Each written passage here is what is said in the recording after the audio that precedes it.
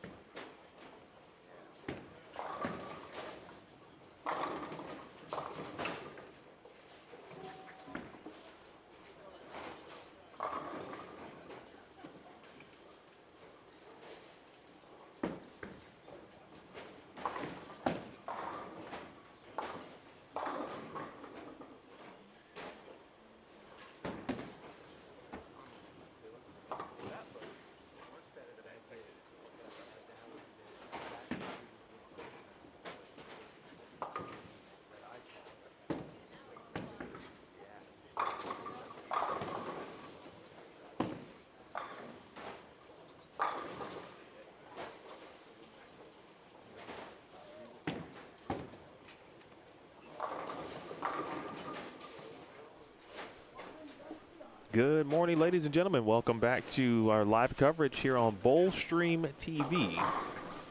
It's the 2025, also known, of course, as the 4th annual CBE Cactus Classic, the CBE 10K Cactus Classic. That's right, $10,000 to the winner. And that person will be determined, of course, tomorrow after match play and the finals are taken care of. But we've got a long day to go, literally today. Long day of bowling. We've got, let's see, we've got 23 games on tap today. 23 games. A super washout conversion just next door. Over from, I believe that was Alex. Seen him bowl a couple of times, not just here, but at some other events in the Southwest. That was Alec Johnson, to be exact. On 5 and 6, we've got Steve Matthews and Tim Ursillo, along with Keith Fung. And again, on 7 and 8, Charlie Price, one of the top seniors here in this area. Again, Alec Johnson and Dan Polly. Another senior getting some action here this morning during the 7 a.m. squad. On the bottom right of your screen, really to the left, we've got lanes 1 through 4. Michael Arcee and Gerald Thompson, those individuals both bowled during yesterday's noon squad, so they have already re-entered. Seeing the lanes for the first time, Jason Lowry, who was famous in the first year of this tournament on what was a very difficult lane condition. Somehow managed to shoot 300. That was the only 300 of the tournament. It might still be the only 300 in the history of the event. I got to talk to Theo about that. On 3 and 4, a fantastic cross to start. His right lanes will move right, left lanes will move left. But Matt Jones, Hall of Famer, recently won the chat in the most recent version over the summer. Or, yeah, last summer or last fall. Maybe it was the fall. Of course, Brianna Cote and Corrine Acuff, 2 premier PWBA players, are on 3 and 4. Take a look at that group here in a sec.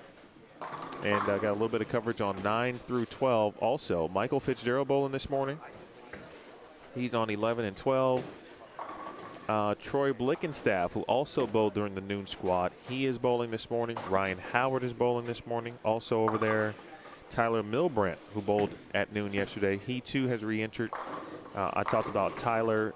There was a good deal running from Theo with regard to bowling getting a 1 full, or no, I think you got, the deal was you get a discounted price if you signed up for a 1 squad and then a re-entry, and you get some money off. So a couple players did take advantage of that. Andrew Kane bowling for the first time. He's over on 9 and 10. Matt Zweig is also on 9 and 10. Zweig bowled at noon yesterday. And John Conaway.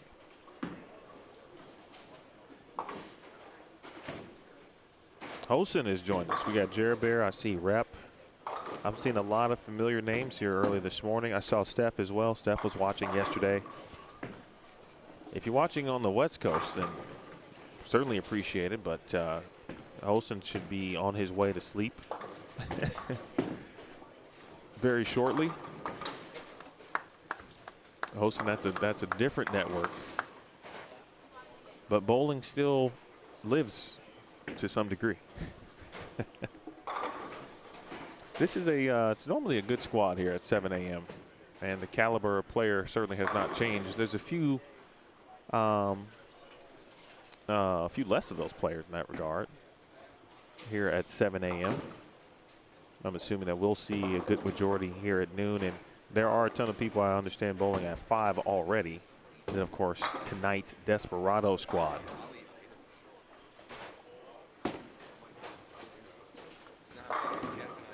Okay, Alec. So if you joined us yesterday at all, you'll know that the lane pattern, and lane patterns are obviously part of the story at every bowling tournament to some degree. So that is what it is. But yesterday during the noon squad, and it was a relatively packed house. We had close to 40 players on 22 lanes. The situation there was players, not everyone obviously knew what to do, how to attack it, how they wanted to attack it. And that caused a lot of inconsistencies pair to pair in regards to where players are going to play. It's a 38-foot pattern. The rule of thumb, or the rule of 31, suggests your break point would be around 7. How players were getting to that point, specifically righties, was certainly the story. There was a lot of urethane to start on the fresh, just like we're watching now. And for probably about halfway through game 1, I thought we would see more of that. And then all of a sudden, things just kind of started to change gradually. Lanes transitioned kind of quick. And then you saw some players having to make a ton of moves. But the move that wasn't a go-to was getting left too early. That definitely proved to be disastrous. The further left you got, especially early, the more you got into the flatter portion of the pattern, and it just became very, very difficult. So you kind of got to hang on in game 1, maybe into game 2, allow the pattern to blend or stretch just enough. Later in the block, you saw players be able to, with ease, and we saw a couple of those as well. Mr. Ursillo is the early victim here at the 7 a.m. squad of a channel dweller, but there were a handful of those. I saw a 2 spare yesterday, a 2-count spare. Getting your ball to the right early was tough. Now, actually yesterday, we saw a lot of players going to go Brooklyn when they got it too early. And then you try to make a move off of that, and then your ball wouldn't see it at all. So definitely challenging, but I still think very fair from what we saw yesterday. The top 4 players in each squad today, just like yesterday, will advance to match play. Here is a quick look at the lane condition. Again, 38 feet, 27.35 mils. You can see all of the 2-to-2 loads.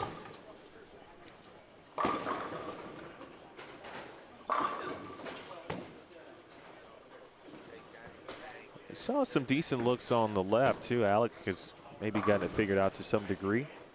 But what I learned yesterday is, again, you got to be patient, because the one moment you feel like you got that thing situated and figured out, that's where it gets tricky.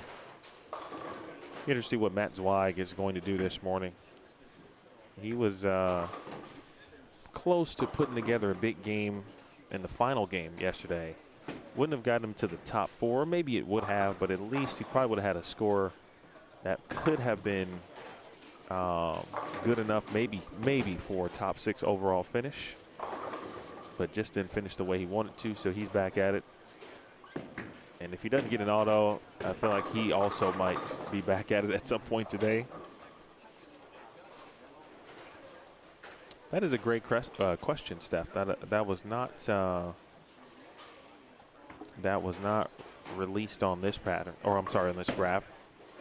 It's a Kaggle icon, so I would have to figure out. Oh, I asked that question, Theo, and see what answers we can get. We were talking about that with Mike Hardesty, who joined me a little bit yesterday toward the end of the block. Thanks to Mike. Mike will be bowling at 5 today. 5 local. Look out.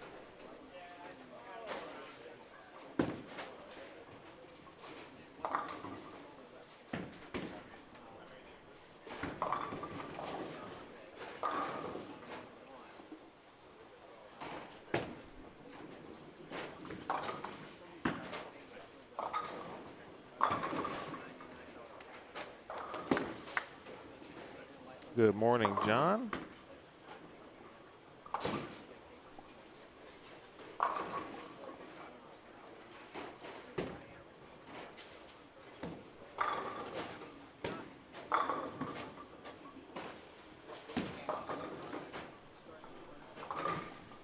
Nice spare to the left there from Corrine Acuff. Take a look at 1 through 4 here just a little bit.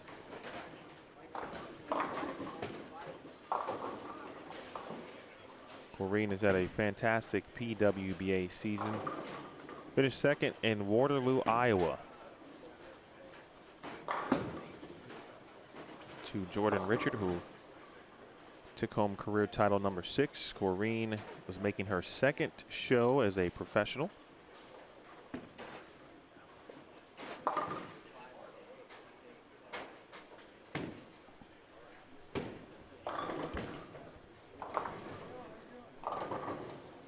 There's Acuff, and of course, just right on cue. I do what I do best. Maybe just cloud people. Boy, Cote's got the 1-2-4-7 to work with. Not the easiest of spares, especially on the fresh. Bree actually had to re-enter last year, which that didn't happen the first couple of years. So she had to re-enter to get a spot into match play. She handled business. But this pattern is a bit tricky to start, certainly. Matt Jones, 1 open through a couple. He had a split in the 2nd. He, too, has had some missed head pin moments early. That looks like urethane. And a 9-pin. We saw Gerald Thompson bowling yesterday as well. He bowled at the noon squad.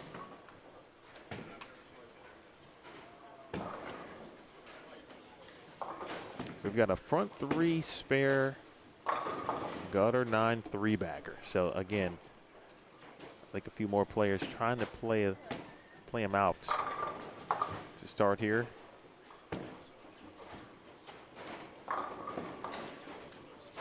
That's right, Acuff also the 300 queen that tournament. Good point rep. Couple of 300 games.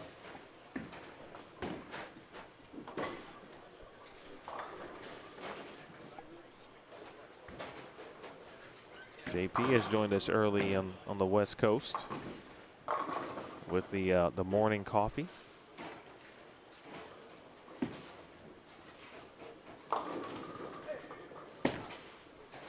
Ursillo has been going through it over here on 5 and 6. Finally got a decent break in frame 8.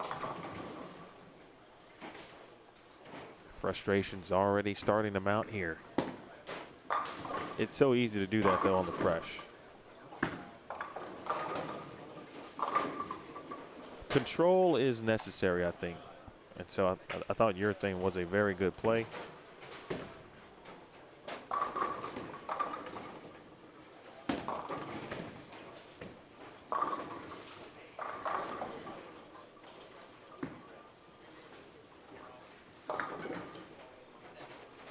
Keith Fung keeps flirting with that channel.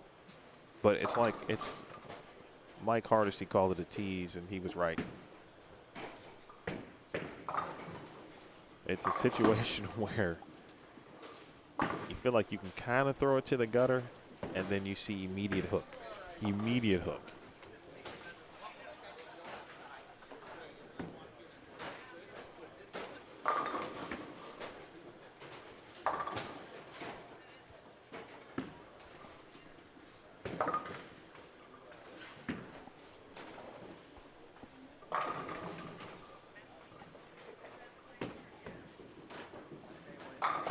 Ryan Howard had a pretty good finish yesterday.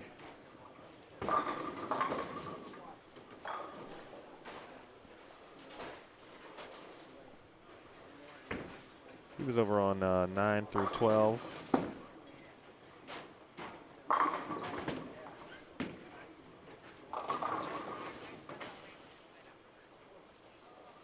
Troy Blickenstaff is going to be moving left. He's going to be in the 220s with a spare. That could be our high game today, or at least of game 1. Perry Crowell joining us here this morning.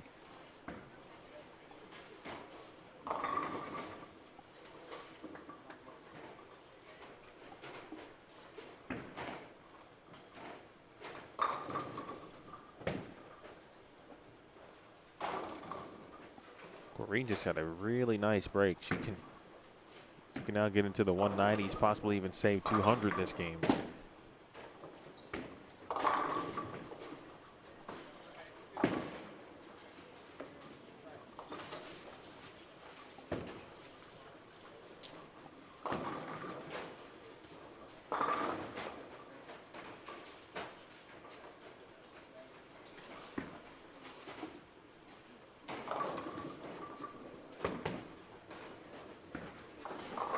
Keith is, boy, he's already in the head shake mode.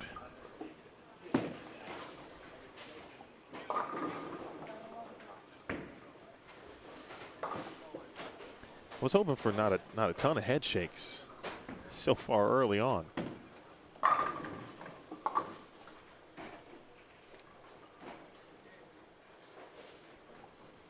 John Conaway has put together a pretty nice game. He's going to come over to 7 and 8. He'll be in the 220s. Same thing with Andrew Kane. Kane will be in the 220s as well. Blickenstaff unfortunately missed the single pin, so he shoots 215. So a couple of 220s will be, looks like, the high in game number 1.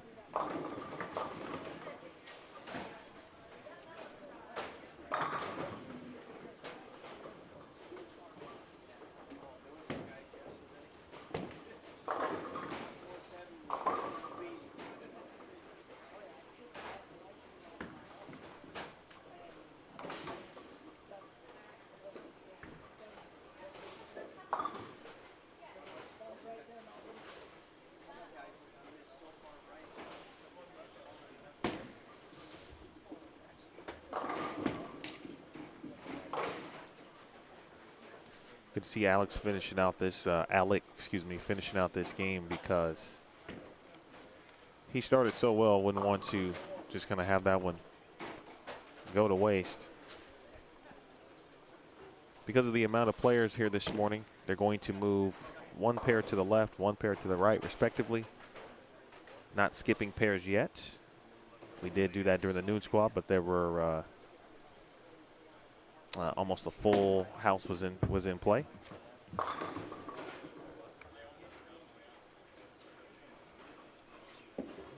And just like that, 7 and 8, not too bad.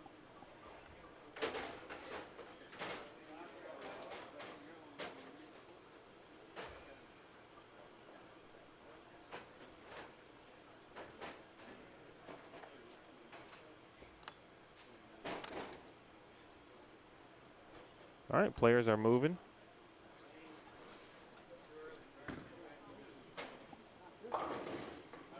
Oh, Zweig over there still bowling. Just made a washout, though. See what he looks like here.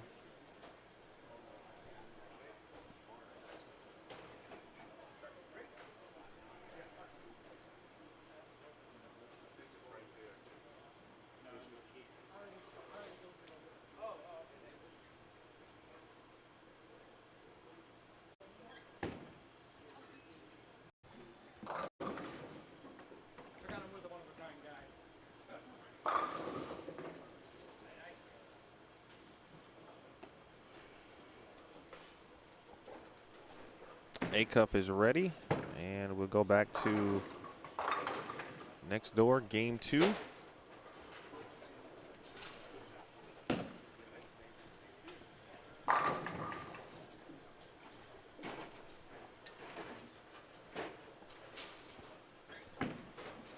We got Charlie Price, Corrine A-Cuff. Alec has made his move over to 5 and 6.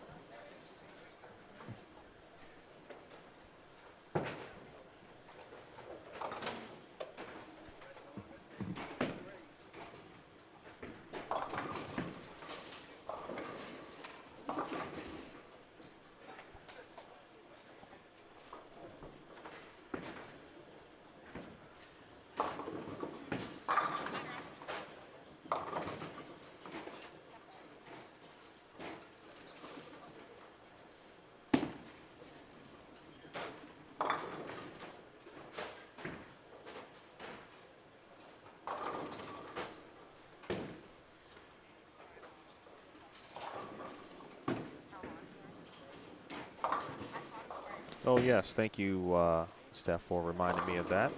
They get you some scores so you can figure out what's going to take place today. You can also then filter with regard to nice split conversion.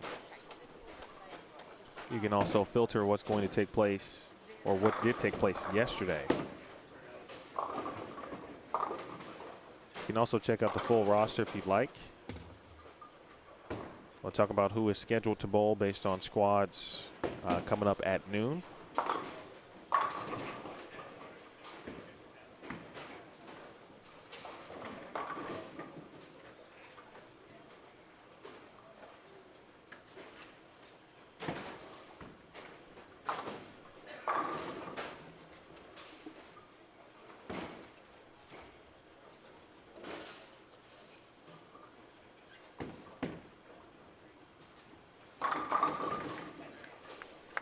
All right, so that is now pinned.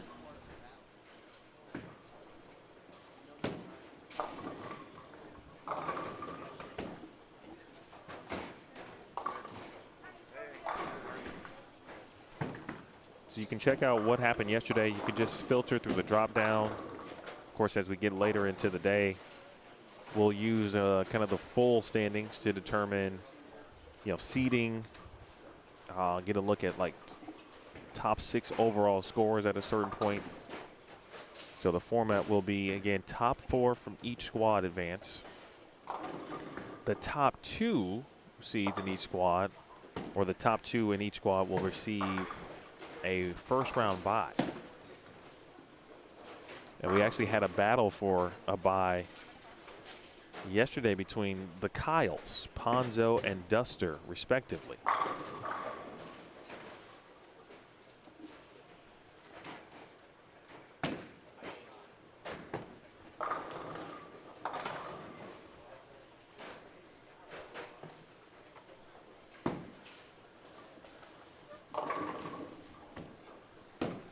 So there were a few players who were trying to shape urethane, and some were successful, like Ponzo, for example. He shot 270 later in his block yesterday. But John Conaway, who shot 220 plus to start, looking pretty good early.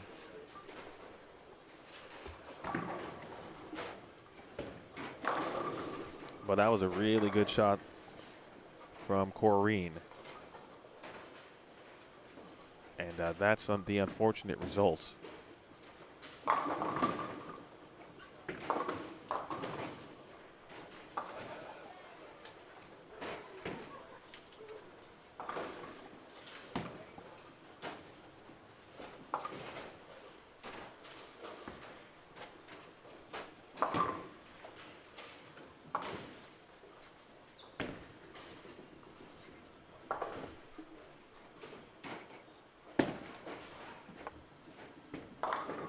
Alec did not like that one, and for good reason. Speaking of reasons, what are you guys doing up so early?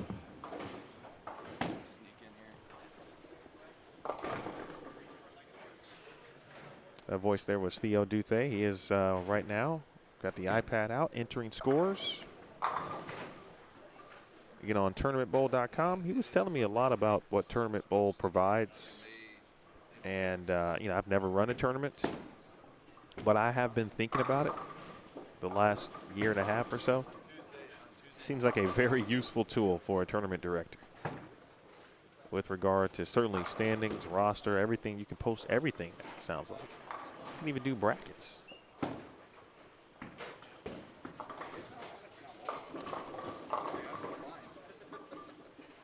Like Keith's in an interesting situation because I don't think he thought that ball wasn't going to hook. Every movement, every body language item suggested that ball should have hooked. I thought it was going to hook. It did not hook.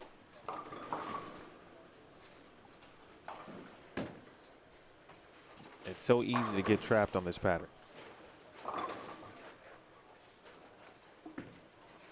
So if your spare game is working, first of all, if you can figure out a way to leave makeable stuff, you got to make it. And then yesterday, about midway through, now today could be a little bit different too. Even though, I mean, there's less traffic, but we've got 3 on the pair. We had a lot of 3s and 4s. We had 1 withdrawal yesterday early in the block, so they left a pair with 2.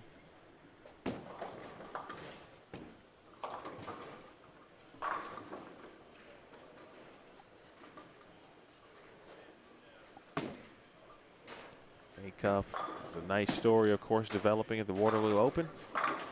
Obviously, the mom of 4. Husband Derek, he's going to be bowling today. I think he bowls at noon.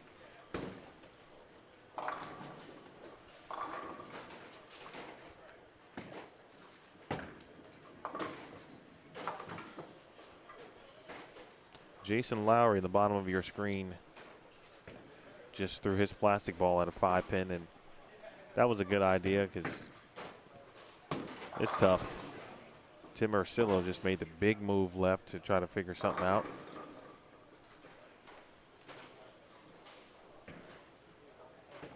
I'm seeing shades of how it went down yesterday. Although if you're Ryan Howard, you know, Ryan Howard's benefit is ball speed. He can use that to his advantage and just kind of bypass, more or less just kind of maybe jam it right at the head pin. He might be all right today. He does have the benefit of understanding what worked and what did not work yesterday.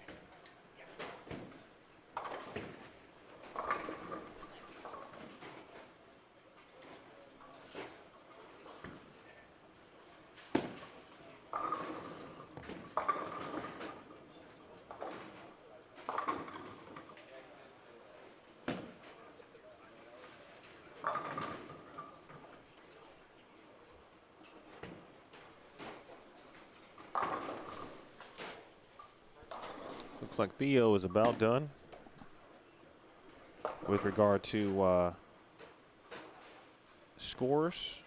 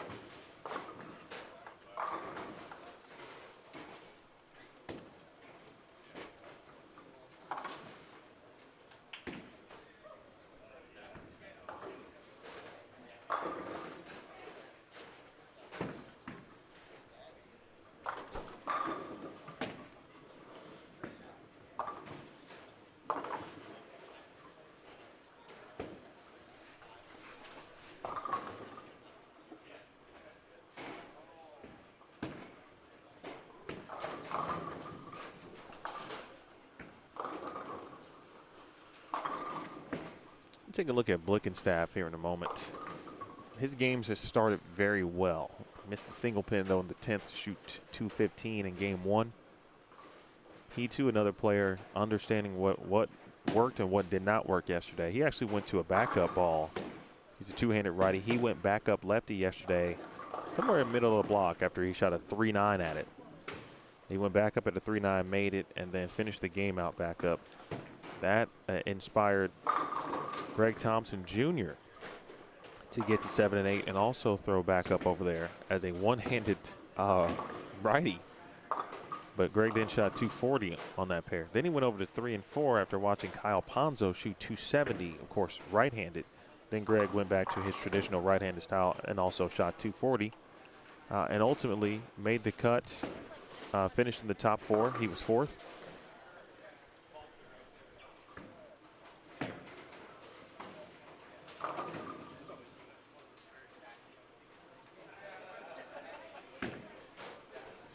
For scorers purposes, to give you an idea, Greg was plus 73. DJ Kneifel, who had a really good start to his block, and then it got a little tricky later for him, but he finished at plus 42. There were only 5 players yesterday who finished plus. Ben Perry demolished them at plus 156. And then Ponzo and Duster tied at plus 75. We went to a 9th and 10th frame roll-off. They tied again at 39 each. Then we went to a sudden death 1-ball roll-off. And then those players, they went strike. And then Ponzo went to the right lane, left I think a 6-7-10. And then Duster struck for the bye. So Kyle's the number 2 seed from the first squad. Ben Perry the top seed in that squad. Those individuals will then be essentially reseeded potentially based on the scores from the other top 2 players in each squad.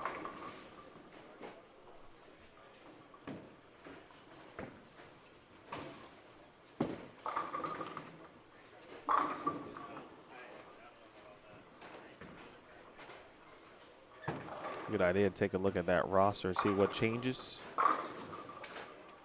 Last minute additions, walk-ins, etc. Next squad today is at noon. Noon local, Cortez Shank bowling. I haven't seen him in a while. I saw Sean Wood post in the chat that he was going to be bowling at noon. Christine Johnson is going to bowl this afternoon. As Steph mentioned, D-Ron, Dwight Burns is bowling. Mentioned Derek Acuff. There'll probably be 1 or 2 more re-entries. Kyle Michalowski, Dan Quilt, they both bowled yesterday. Bob Wiley's bowling. Super talented senior player as well. And that 5 p.m. will continue to grow as well with more re-entries. That's Weig.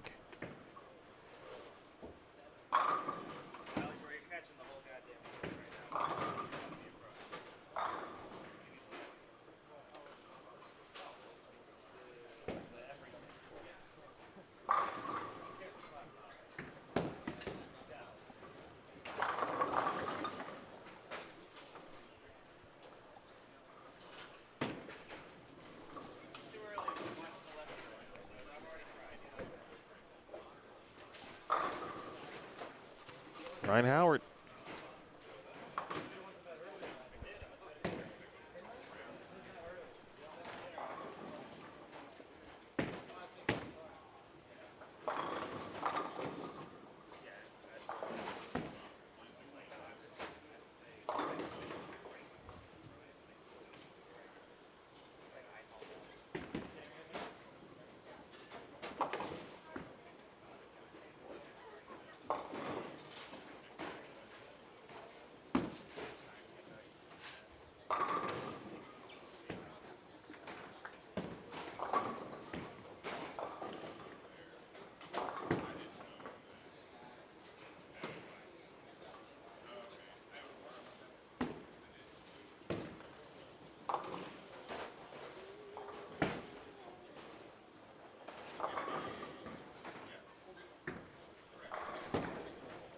Oh, look at that. Happy birthday to Bob.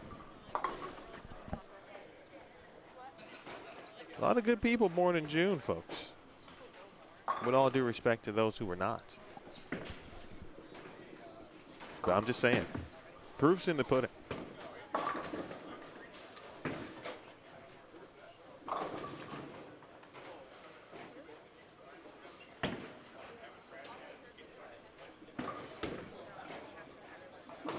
Oh my, what a way to make that if that was to be for Keith.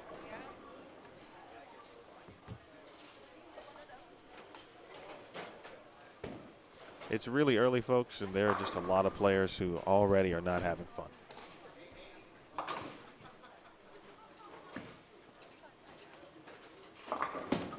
This should make these 3-game matches tomorrow even more intriguing, but you might see a couple of higher scores once we get into match play.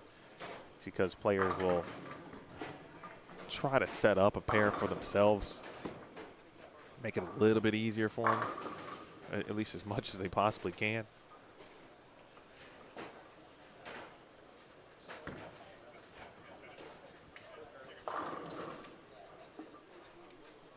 Bree Cote making her way down to 13 and 14. I think she shot 190.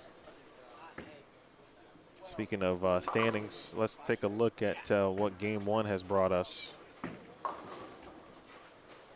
So Andrew Kane's 226 leading the way this morning, 22 on this pair, on this squad, I beg your pardon. 222 for John Conaway.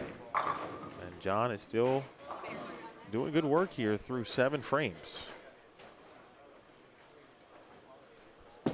This is John, shaping the purple. He's arguably, from a righty perspective, he's got one of the better looks in the building, maybe the best.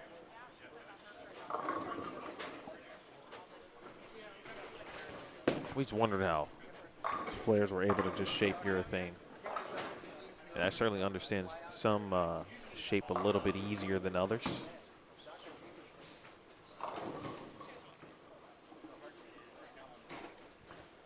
Blickenstaff did shoot 215. We saw Alex shoot 212. Dan Polly shot 207. Michael Fitzgerald shot 204. Charlie Price trying to finish strong here. Charlie did shoot 203, and he can repeat that effort with 2 more strikes here in the 10th frame.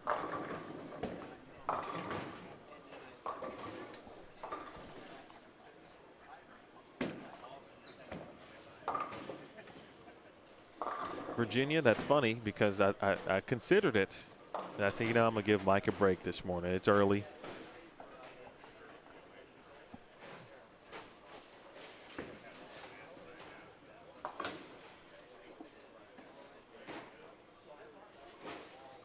He didn't bowl on 1 and 2, so that probably helps.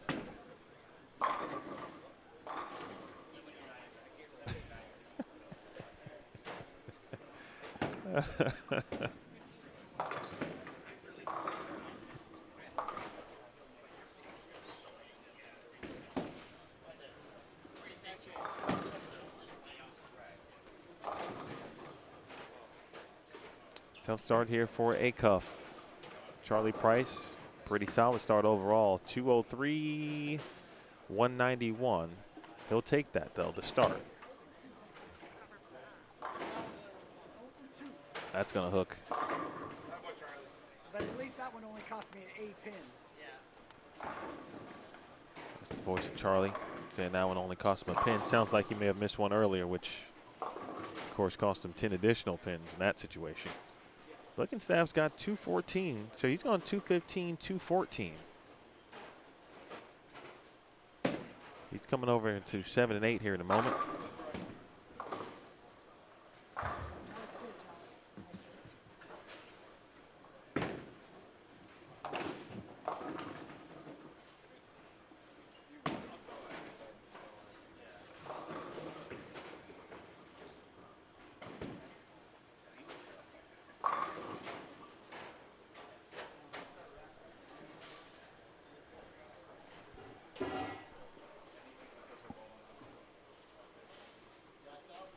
Ryan Burden can shoot 237. Just added him to the bottom right there. Maybe. First open there for Conaway. Let's go quickly to Burton here. Left side, I'm sorry, Howard, I beg your pardon. Although Ryan Burton is also a good player who went to Purdue. And on cue, he does the opposite of what I was hoping he did. He's got a spare, though. If he makes the spare, he'll be in the 2 teams. But Alec, good start here. 216.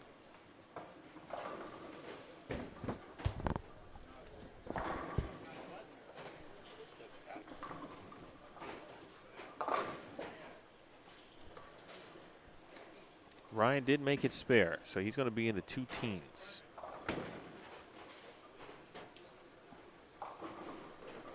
Dan, I thought you had something brewing early on the fresh. You were kind of figuring out a way to get your ball to shape near the gutter. I actually thought your ball speed was helpful in that.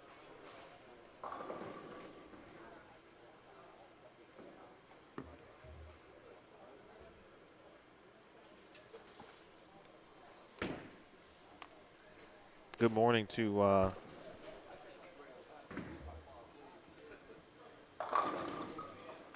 Mama Zweig, whose son is bowling and just got a break. Her second son at the moment also bowling.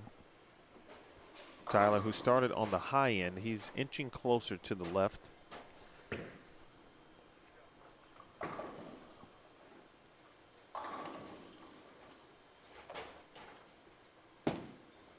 That needs a lot of help, and he got some. I love when we throw it bad, turn our backs, and get rewarded. Truly, I do. Not being facetious. Like, I enjoy that. And I think I enjoy it more because I don't bowl a lot. And so I probably do that more so than not a lot of other people. You get out there and try to bowl league, and you only bowl 3 games a week, but you're the guy who, you know, knows he had success back in the day. That's just not life anymore. And so now when I throw a bat, I just try to turn my head and, all right, maybe we'll get a break. 190 ain't bad.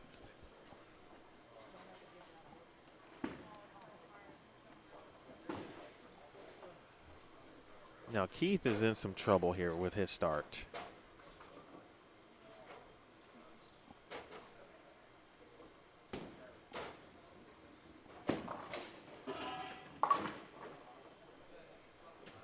So Conaway is going to start out 222, 195. I did not see Andrew Kane's second game, but we're already trending to the number for fourth to be much lower than plus 73 like yesterday's score.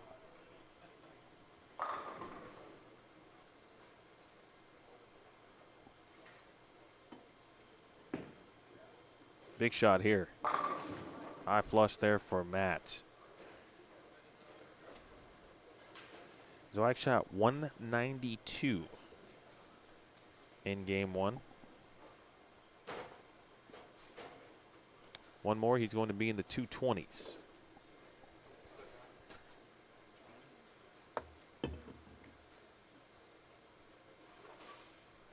Okay, Dan, I saw that. I can't remember if it was you, but there was somebody else. It might have been, I think it was Steve.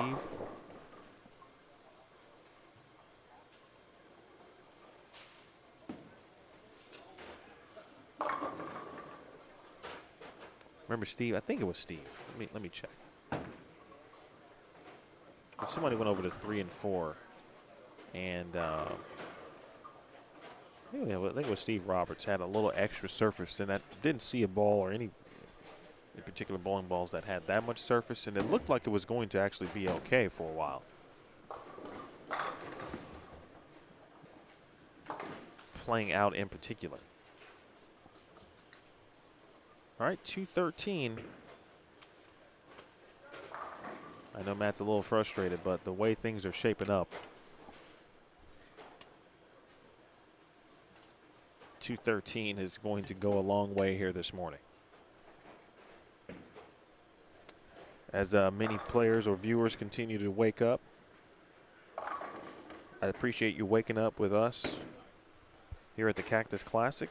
Emil Williams Jr. here with you. Bowl Stream TV. Thank you to Theo Duthay, tournament director.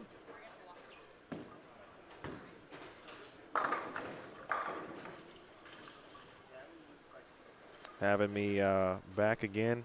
Appreciate the relationship that has continued to grow.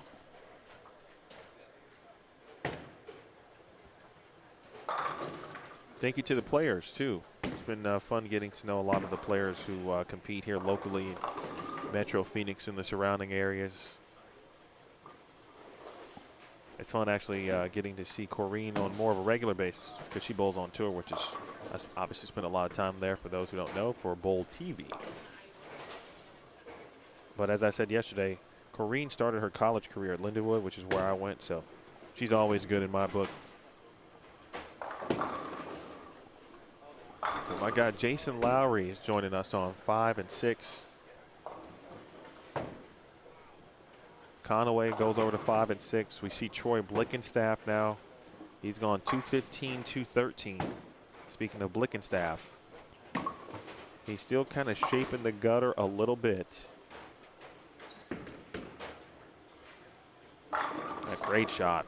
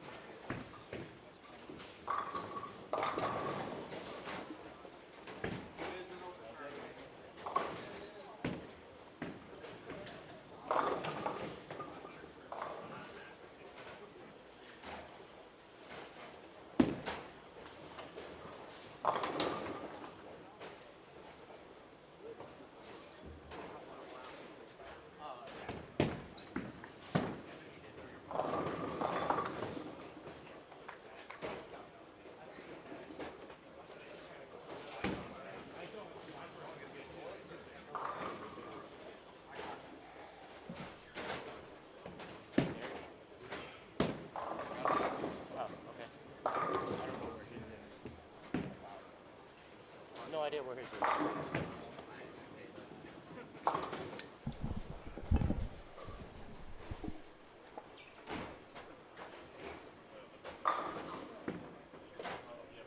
All right, we'll have that latest update here for you in a moment. Theo already at it. It is now 8 o'clock, actually 8:01 local time. When I was creating the events and trying to make sure I had the right time, understanding that Arizona does not observe daylight savings time, I'm like, well, shoot, what time is it? Right, and generally on YouTube, when you schedule an event, it will schedule it. You have to think about the time zone that you're going to be in and then the time zone that you're actually in when you're scheduling. But that's why the internet is generally okay, because if you give it the old time, what's the current time in Phoenix? Then it told me it was Mountain Standard Time. And of course the time is effectively the same as Pacific Time.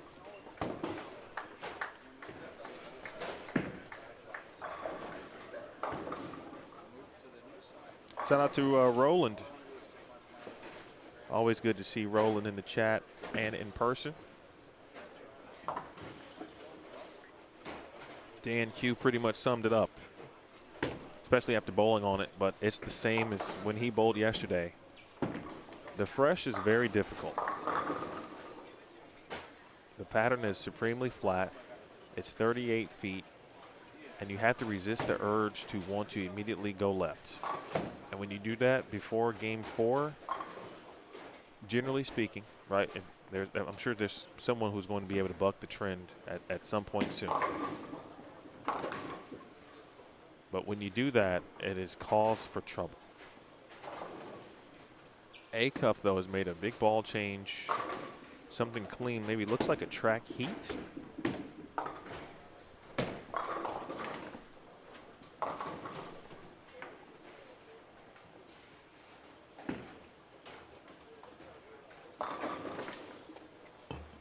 It's amazing what the right cover core combo, and covers and cores are still not my A game, right?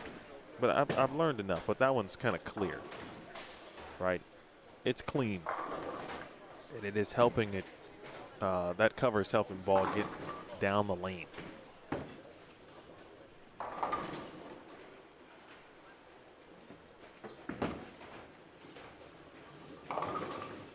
I like how Troy just kind of starts walking it toward lane 7 if he's on the right lane.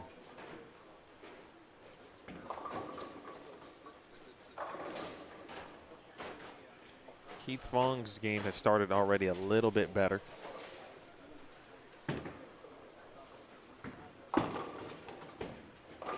He's got 3 consecutive 9 spares.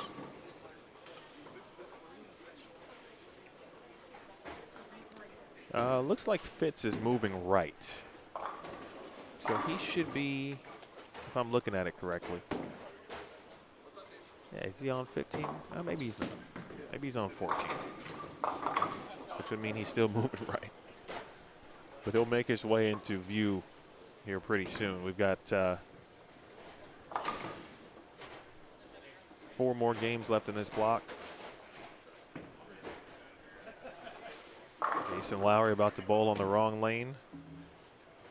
He's got himself now into a, looks like a real time here. See if that ball will help him find something consistent. Again, just trying to get it down the lane on this.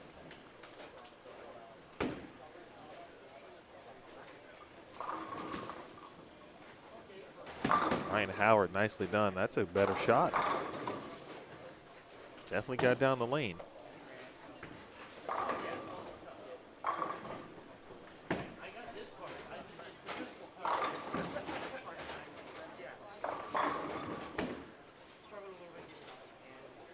Troy has come to play this morning.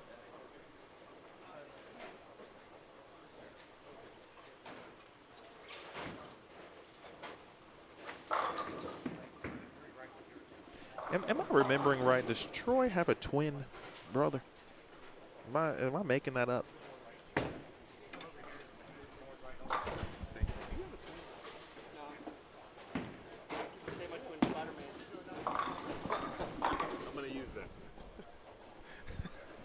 It's funny. He just came up to tell me happy birthday. Speaking of Troy, but there are some players who like similar games stature. I don't know where they're. Maybe they're from New Mexico. They're twins. But anyway, people say he just told me people say his twin is Spider-Man.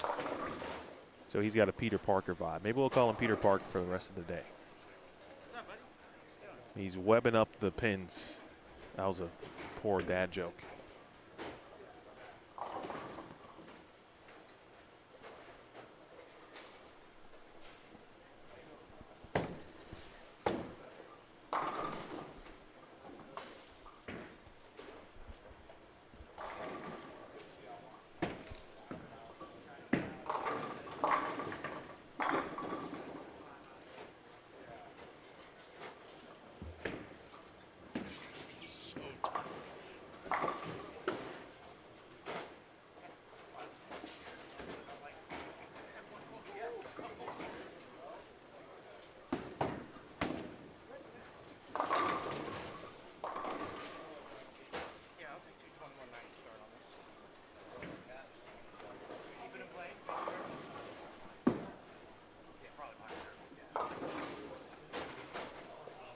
that's the trouble right there. It wasn't even a terrible shot that I thought from Jason. He tried to make the move. Maybe get it just a little bit closer to the friction, and it just never sees it.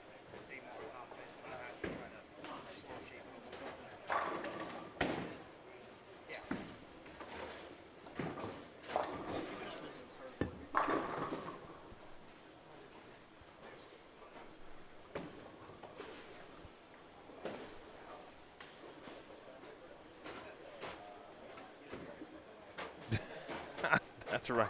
That's right, Rob. But at this age, at my age now, that's what I'm about. Bad dad jokes that my kids would laugh at, right? Because that's all you're really doing it for. You just want your kids to smile.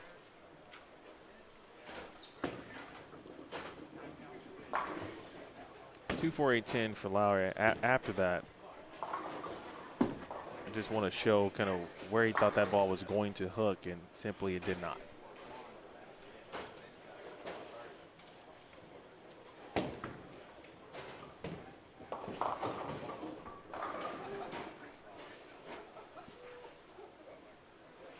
Got to split boards here today.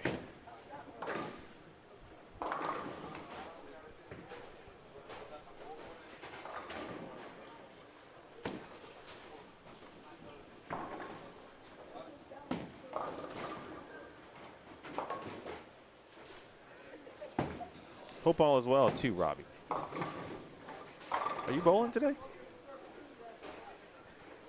You can also tell me about the Phoenix Suns and what the situation is. Are they trading KD? Are they not? All signs point to they're going to trade him. I got to tell you, I'm still wondering why the Suns, and I know they had new ownership, why they decided to blow up the finals team and then, you know, trade the house for KD. I still don't quite understand that.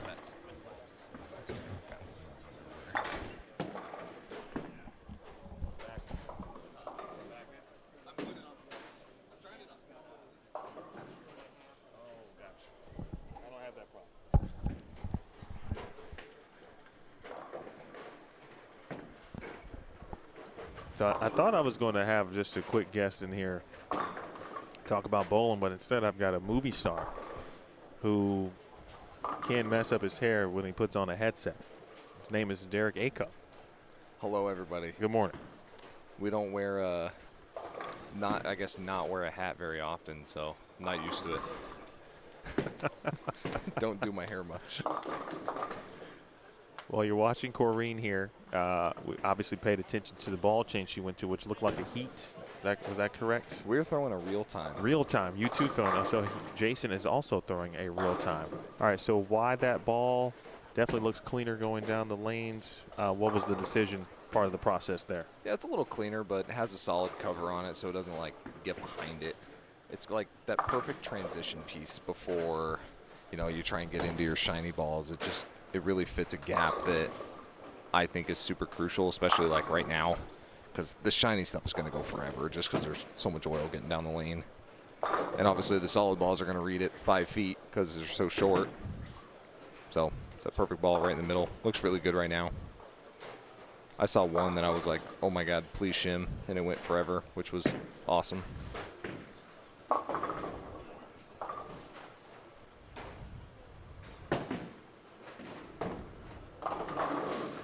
Oh, wow. Like, that's sick. Like, that was kind of right.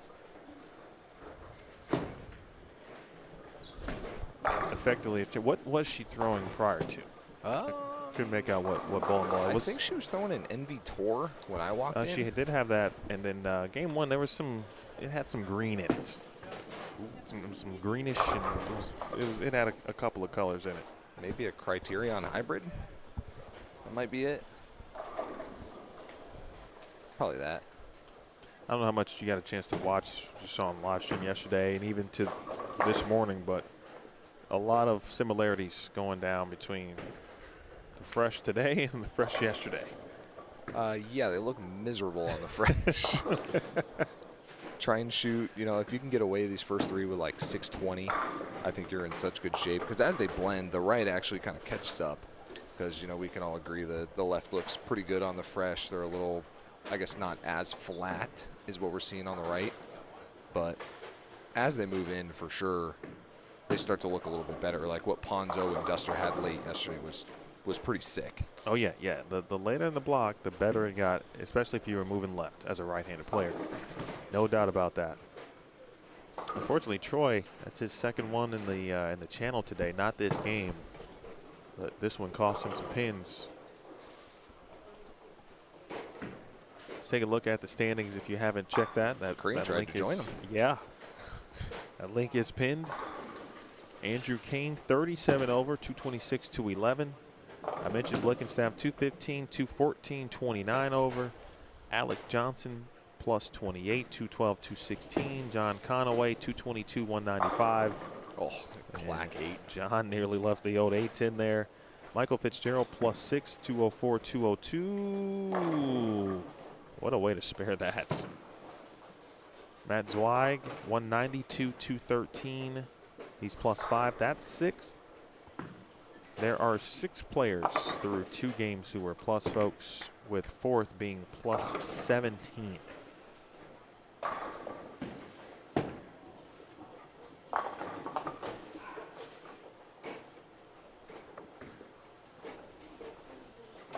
Gutter spare from Blickenstaff still keeps him in line to go plus this game.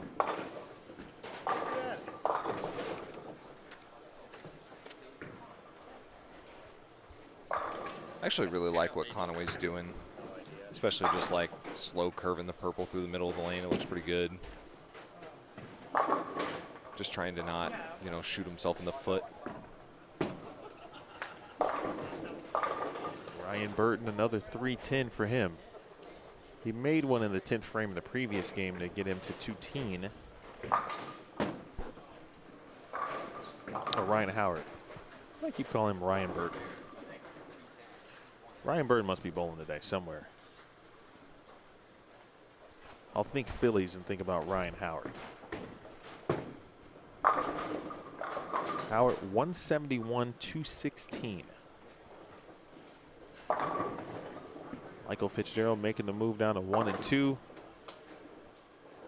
Another solid 310 conversion. When you looked at that pattern, Derek, what were the first couple of things that stood out to you, both as a left-handed player and then thinking about it like from Corrine's perspective? So I'll start with left-handed. I think I was licking my chops a little bit, seeing it was under Sure 40 feet in a high-friction center. That means I can throw that purple ball for the most part, which it looks like that's probably going to be the game plan unless something drastic happens. But that, you know, that's kind of what I've seen on the left so far. As we just get 6, that's not good. So yeah, of course I was kind of licking my chops. Obviously they were still going to be tricky, but purple kind of keeps you not in like a crazy shape. Like the second I got to open up the lanes when things get a little bit wild. So if I can kind of just crack down and try and get it close with a purple, I'm feeling pretty good. When it comes to the right side of the lane, the first thing that kind of stood out for me is like obviously spending so much time watching the PWBA stuff, kind of comparing it to some of the things they've seen over the last couple weeks, and it like really fit kind of the dynamic of what Hoagland's doing with just crazy designs, doing funky things. And this one was no different. I think we expected I expected them to be maybe a smidge higher scoring, but man, these first 3 games, they are brutal. Which, I mean, I guess they still were kind of high scoring yesterday. 70 over to make it was more than I expected, but I think I felt like there was going to be more players that kept it close. Right. You know, we only saw, what, 5? I think there was 5 plus? 5 plus. Yeah, I definitely thought there would be more. They're a much better game, but did not end the way, of course, Corrine would have preferred. She shoots 196, 182 for Troy with the open in the 10th. One more here from Ryan Howard and gets him the opportunities to get to 190 or at least in the high 180s.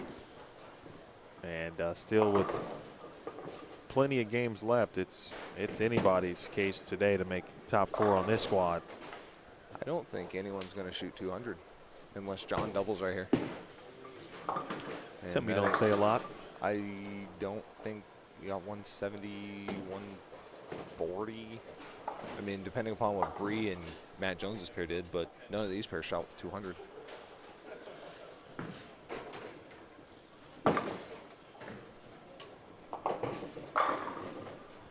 Good double there for hopefully shoot 190.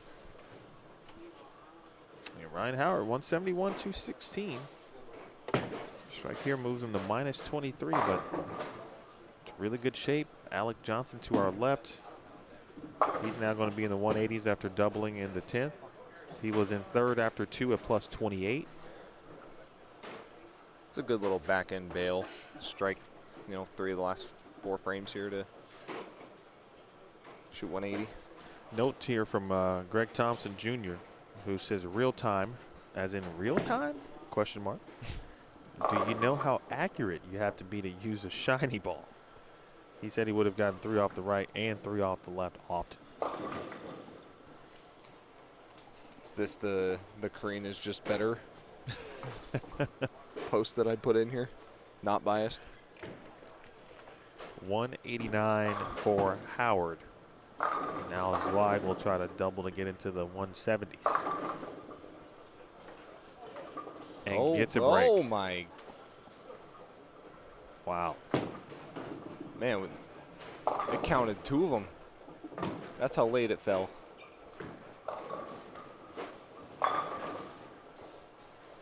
Oh, we did have 200. Someone shot 200 on 9 and 10. I think Keith did.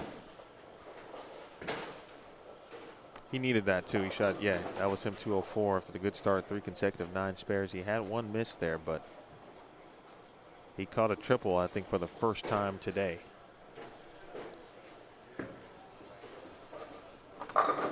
Oh boy. That is like just the biggest instant karma. Well, you see what Matt's doing. He is, at least for this game, taking his hand completely out of play, just trying to corral it right to the head pin. I don't hate it. This is that transition game, man. Everyone's trying to shoot 200. Unfortunately, he shoots 160, but he also only struck twice. Really only once, and he got lucky once.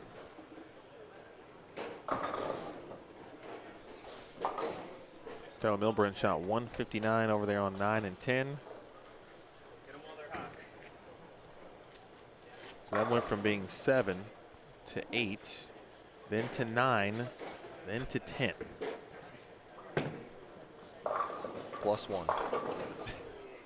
Man, I'm seeing another real time go down the lane on 1 and 2 for Fitz. A couple of them coming out already. So that's the ball of the day. So far. If you are maybe an EBI-ish, or at least have the ball in your bag, that seems to be, could be the one today.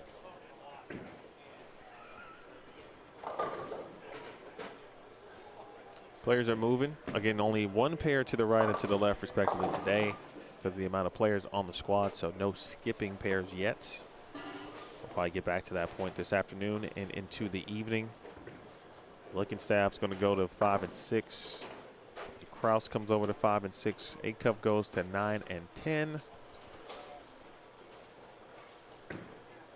Ryan Howard's going to go over to 5 and 6. Lowry goes to 7 and 8. Zweig over to 3 and 4. Conaway. Is he local? Yeah. He is indeed. Like DM mechanic for Bolero on the west side. Okay. Dude's a genius. He's a master of building patterns as well and making them miserable. Oh, okay. Interesting. All right. He's normally involved in creating the Agent Ong pattern as well. He generally has his hands on it. But he is doing something that nobody is doing. He is like in between like 3rd and 4th arrow with a purple hammer, just like crazy slow. It looks awesome. As you just bowled on the wrong lane.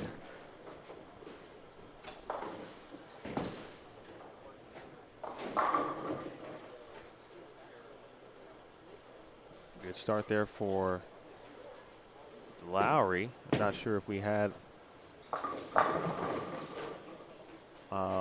One group with 2 or a couple groups with 2 today to start. Or like yesterday, we've already lost a bowler. Oh boy. Or 2 through a couple of games, which was the case yesterday. If we did, hopefully they're okay first and foremost.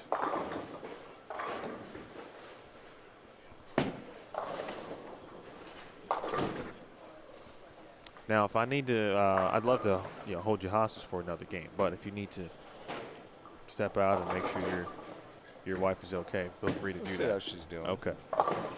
Maybe I'll come and go.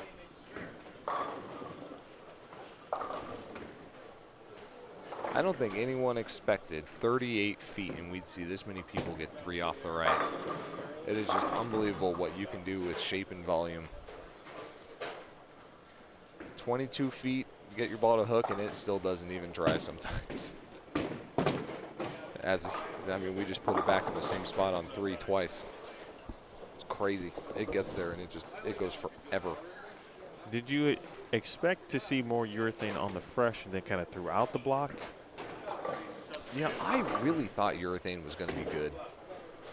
I was like sold. 38 feet, not like an insane amount of mils, but if you do not have either a ton of rev rate or throw it very slow or a combination of both, it ain't it. It is not it at all. Looks okay for Troy, looks really good for John. And John's kind of a mixture of both. He's throwing it slow and his rev rate's 1,000,000. And Zweig just got good touch, which is why he's kind of able to throw the red ball. But outside of that, I mean, another great urethane thrower in Arizona is Matt Jones. I don't think he's throwing urethane. I don't think. It was hard to tell what he was throwing is. on the fresh, but it looked like urethane. Yeah, he's throwing a purple I couldn't down tell there. the label. It was he was throwing something that was black with a pinkish, maybe reddish label. Double cross. Throwing double cross.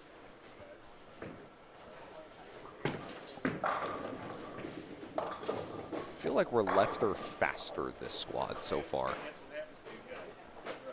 Well, that's not good. I don't think so. Pair to pair is tricky. We got something else going on this pair. Probably gonna need to go back up in balls.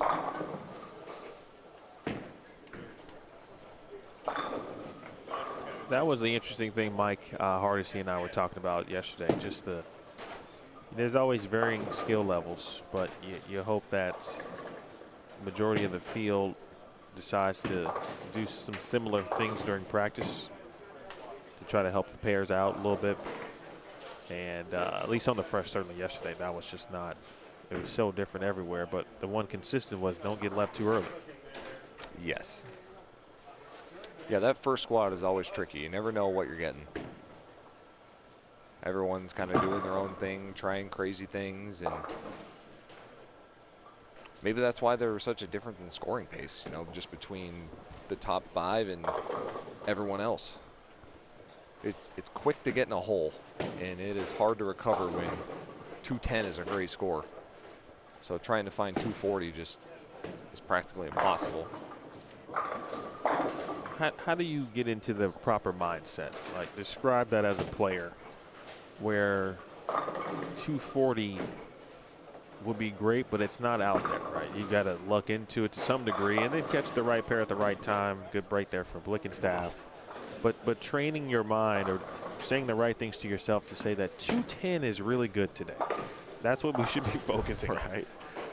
It's tough. We live in a game now where I think we can almost go with like 215 is more of like par just with today's game. 200 just generally isn't it unless, we find something like this.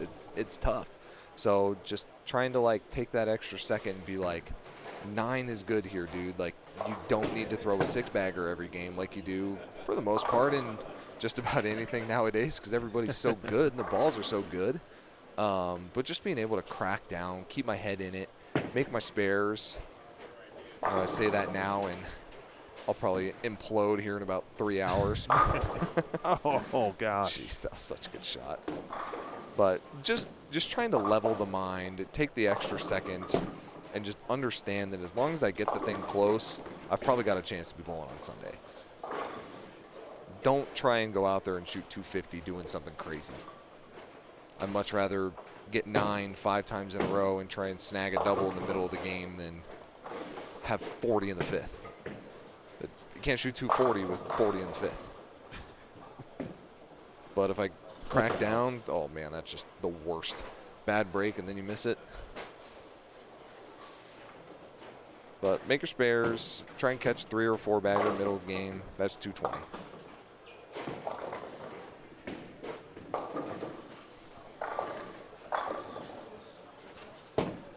In the booth with Derek Acuff. Real quick, Derek, I know you talked about kind of your recent journey, especially within the bowling industry on social media, but for those who don't know, there's a ton of people who know you already, so you would be regurgitating to the good portion of the audience. But for those who don't know or who will go back and watch this later and say, boy, that Derek Acuff was a cool guy. What's his story? What is your story? Great super washout conversion from Tyler Milbrandt there. Man, my story, I've been around bowling a really long time. Oh, Matt just tried to get one to go again. Bowled for over 20 years now, like 15 of it was competitive. Bowled JBT pretty much my whole life.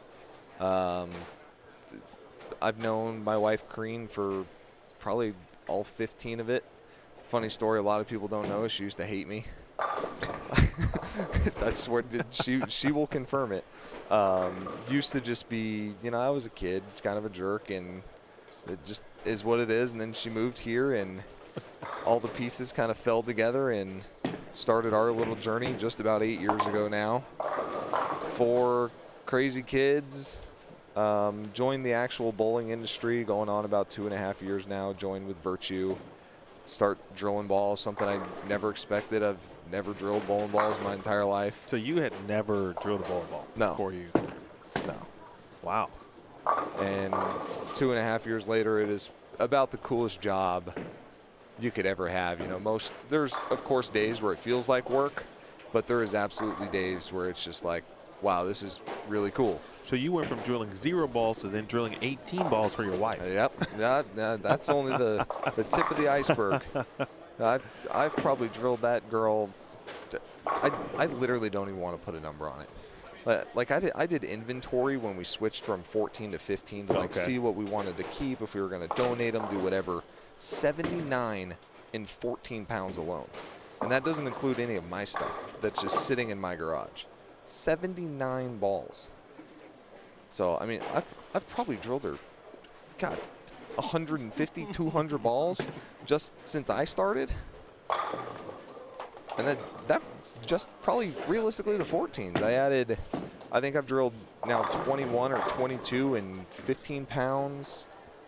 And, I mean, it's just going to get crazier and crazier, man. It's a pretty wild journey. I couldn't even put a number on how many balls I've actually had to the pleasure of drilling for all the customers that I've had over the course of the last 2.5 years, but it's got to be like 2,000, 3,000 balls, and I knew nothing about it. So very fortunate that I have a great team behind me to help me learn and grow through it, and I definitely didn't do it alone. Craig's a genius, DJ, Phil, my guys on my team. I've worked a ton with Perry. I know he's watching us on in there earlier. Yeah. I bug him all the time, and sometimes I wonder when he's going to beat me over the head with something for either myself or my wife. But he's a great dude. I've learned a lot from him. But it's just been learn every single day and try and grow within the industry.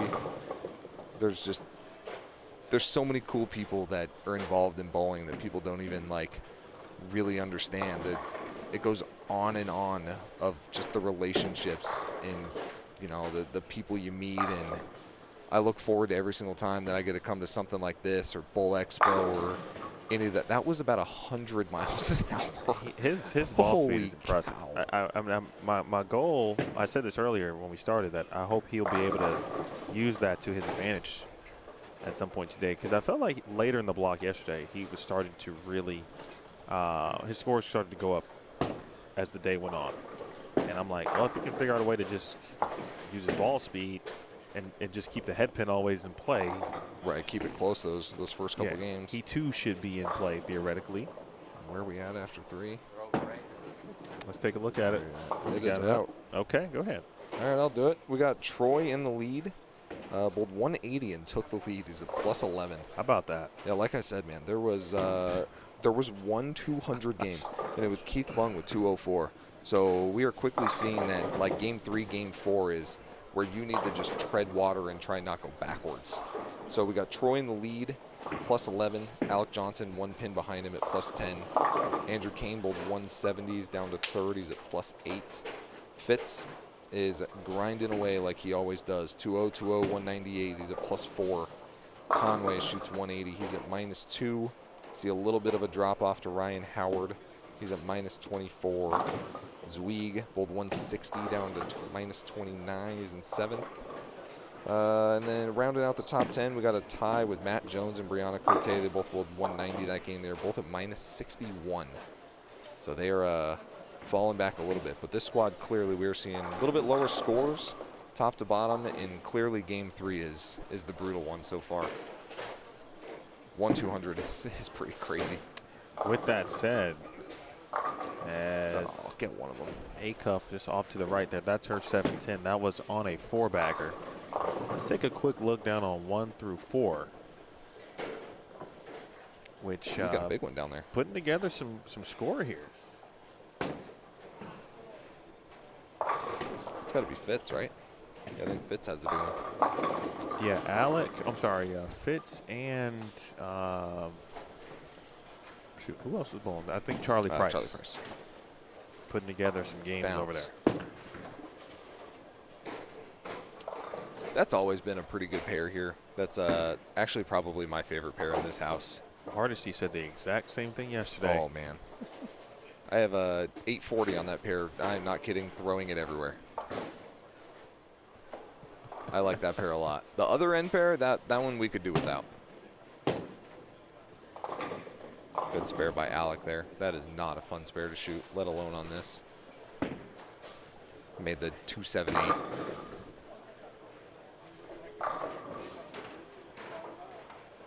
Yeah, it is Fitz.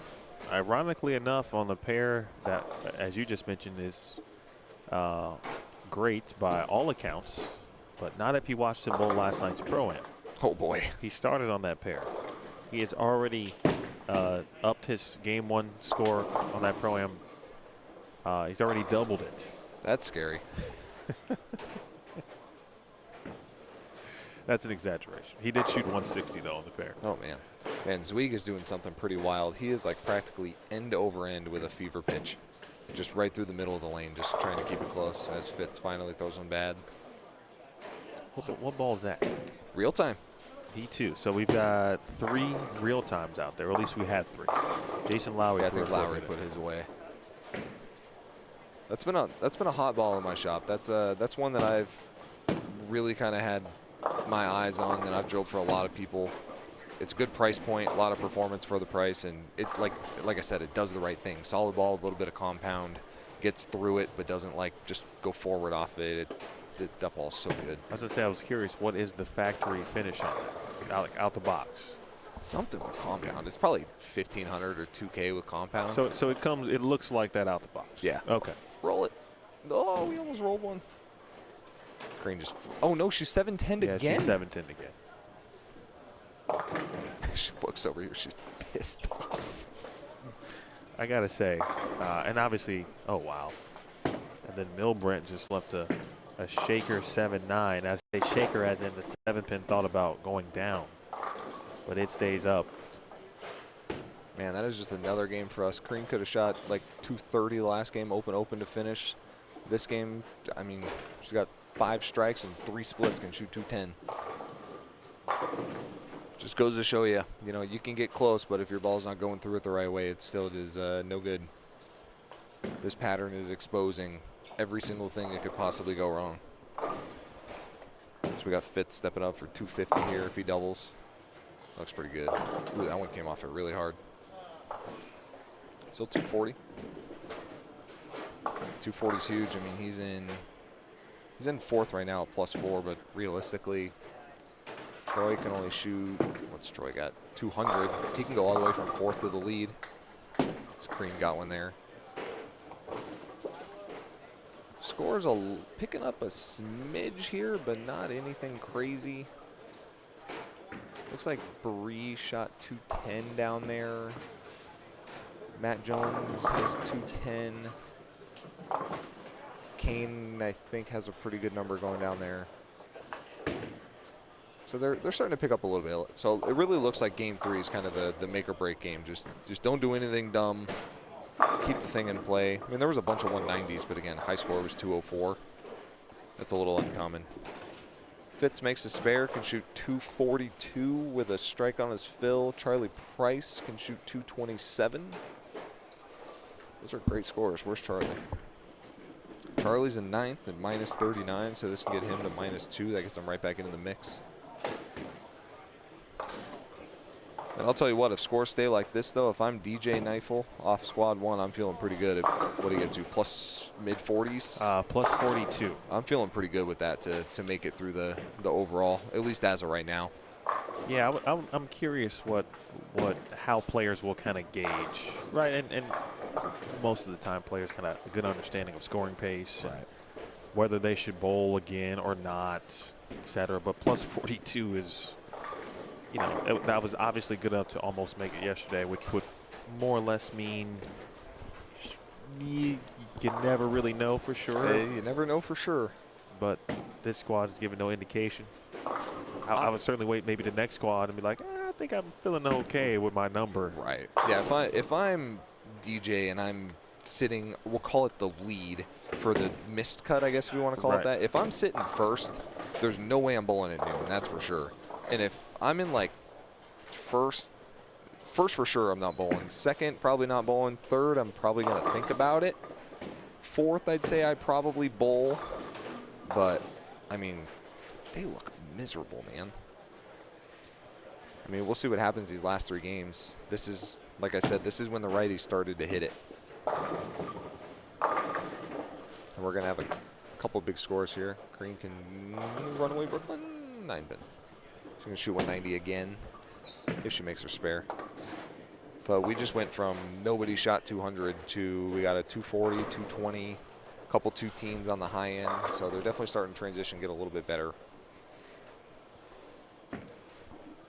Ryan's going to keep himself in the mix here. He can shoot 220 if he makes this double in the 10th.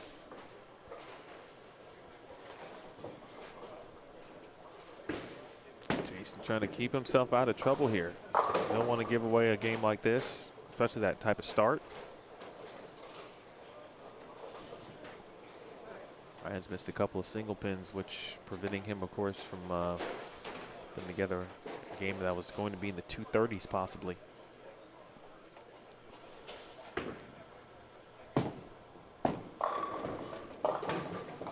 Purple in the middle lane, not looking good anymore for John Conway over here on 3 and 4. Starting to pick up just a little too soon. It's got a double. See, that's the perfect game. Spare, spare, spare, double, and then 3 spares in a row. Like, you give me that every game, like I said, you're perfect. You can double up, you can shoot 2-0. You don't need to do anything crazy. Perfect. It keeps the ball in play. Troy got to 184, and of course he made the big jump left. What does Conway think? Or what does he do, you think? And it's What's his move now? It's either he's throwing a purple, maybe he's also got a black hammer down there. Okay. Maybe black hammer, smidge cleaner, doesn't hook as much. Looks like he's going to the bag though for something else though. Might be a reactive ball here. It's a little scary going into the 10th though, so we'll see. Yeah. I might just try and get 9 to be honest. Be itching for a spare and then try it on the field. Yeah, exactly. Yeah, he's getting a reactive ball. Black, no effector. Steph, great question. Just to reiterate, so the format here is your first question is the right answer. The top 4 do advance from each squad. Theo kind of dialed that down a little bit from previous years, made a couple of changes to the format. Previous years it was the top 7. Zweig just steals another one. This year it is the top 4 in each squad.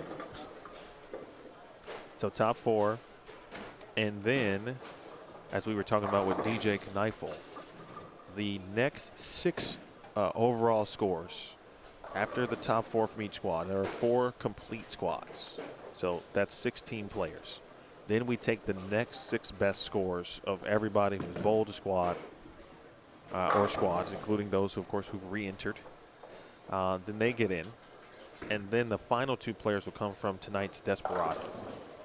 That's a 2-game sprint, and they will be seeds 23 and 24 respectively. It is definitely a sprint. And then that's the best break you can ask for. Right there, because you get a strike, not your best, but you get to try another ball. Yes, you do. 204 for Howard. All right, I think that is my time to move along, everybody. I appreciate you. Thanks Hey, I for sharing a appreciate you little time. guys. If I'm around later, I'll come find you. But I can't see what Kareem's doing down there, so I'm going to run down there. That's right, man. Go do your thing. All right, guys. Take it easy, everyone.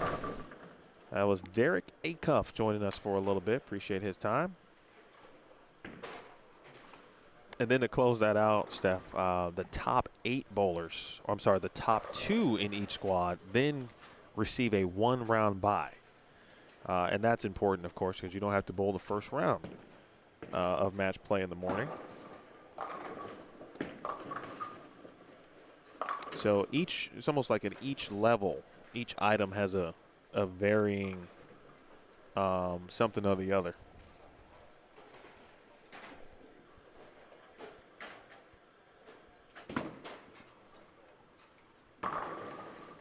So there's buys out there available. There are, what else we got? We got buys. We've got, yeah, Desperado. Again, the top 6 overall. Yeah, that should cover it. That's why yesterday's roll-off was important between Kyle Ponzo and Kyle Duster. For those who may not know, there was a tie yesterday. Those 2 tied for second. And to break that tie because of the bye situation, there was a roll-off. 9th and 10th frame, they tied again at 39. And then they went to sudden death 1-ball roll-off. They both struck on the left lane. Ponzo 7-count splits, and then Duster struck 2. Essentially grab hold of the second seed of that squad, and thus earning himself a 1-round bye.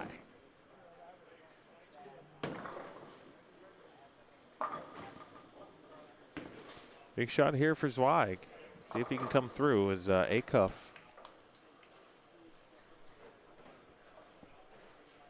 crosses over. Brianna Cote now down on 11 and 12.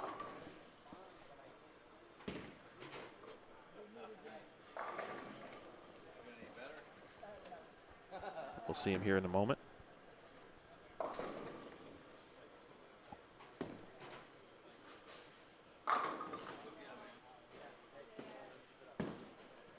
We're moving to game 5. All right, back over to Matt.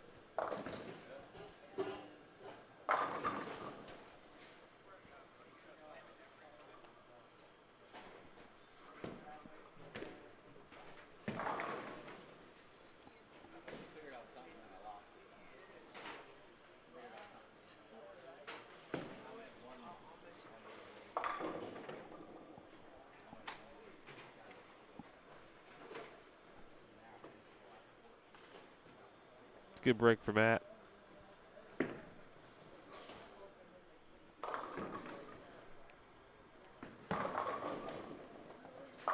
And another one.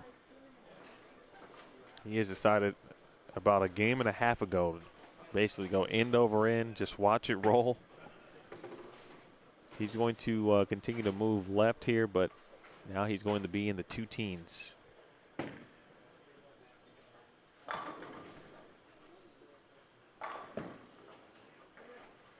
By the way, if you missed it, there is a poll out there. Curious to get your overall thoughts on what the cut score is going to be for this squad. And the cut is, again, top 4. So essentially what's going to be 4th on this squad. A good portion of you at this point have said plus 50 to plus 69 in that range. We could still get there because this is about the time the scores did start to go up during the noon squad yesterday. I'll keep that alive for a little bit longer. Again, standings are at the very top pin. You'll see standings. Click that. that will take you to what we got going on this morning here.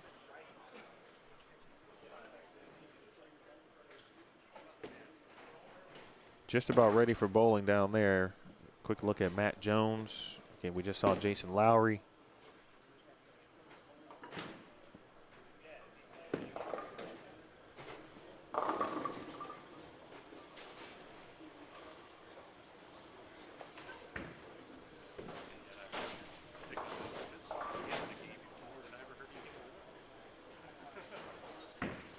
I think we've got a just a duo on 5 and 6. Looks like the same thing again with 7 and 8.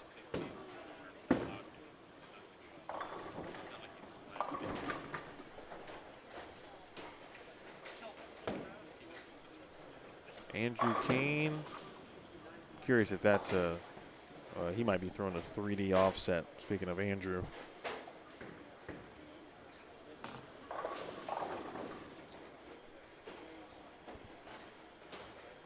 Sell Fitz. Let's start over there. You'll have Howard and Fitz. Actually, let's do it this way. Hold on 1 second.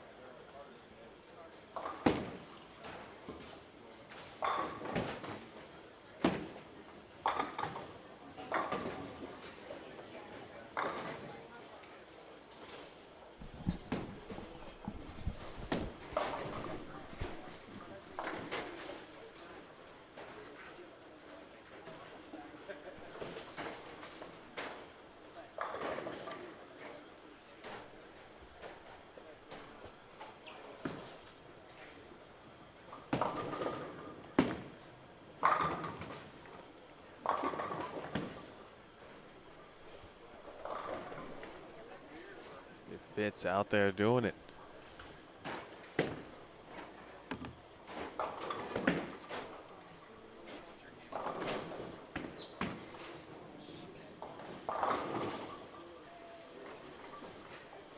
Let's start here for Fitz to get a good look at Andrew Kane.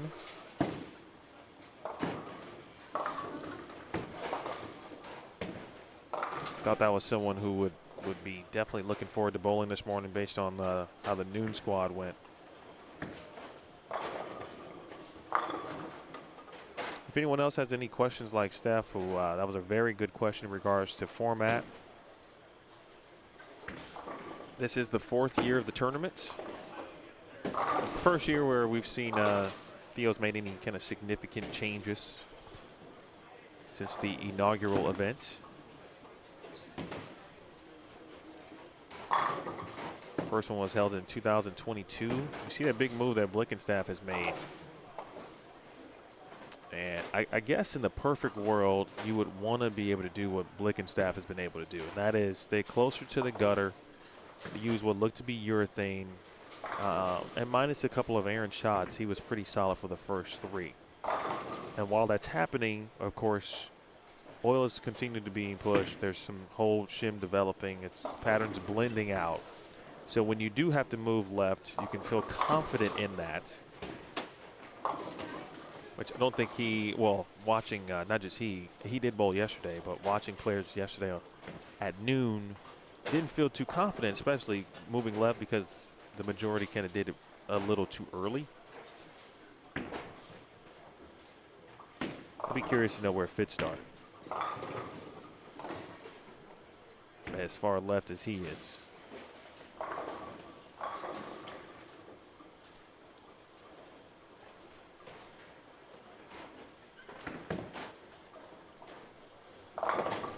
Take a look at where Conway got to. Yeah, he made the big jump too.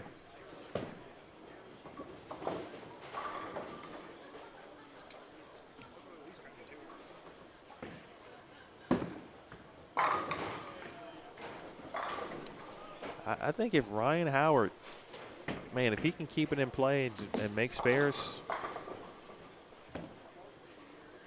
his look isn't just going to go away because his ball speed is so high. He has that going for him.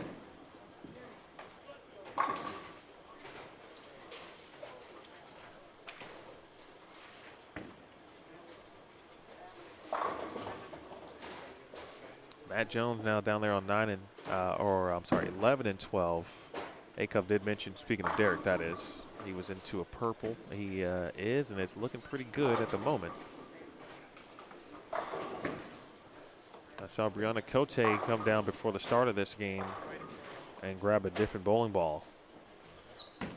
And Bree's got some work to do as well if she is to make the top 4 from this squad.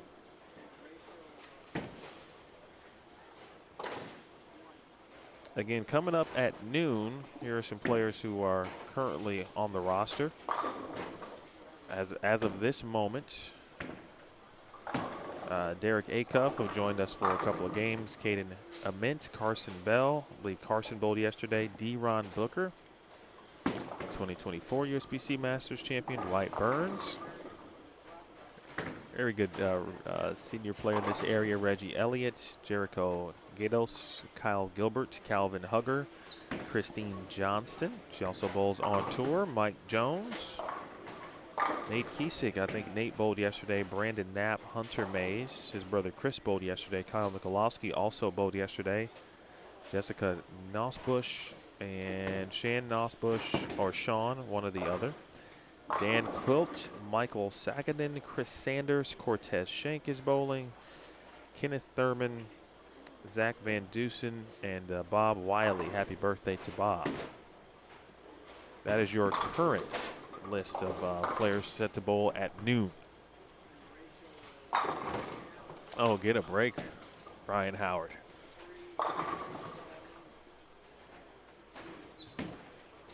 Good morning to those of you who are checking in for the first time.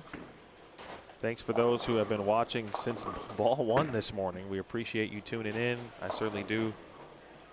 As the competition will continue to roll on here. 3 squads in total today, not including the 2-game Desperado tonight. That'll be the final item on the evening, but we got a long way to go before we get there. All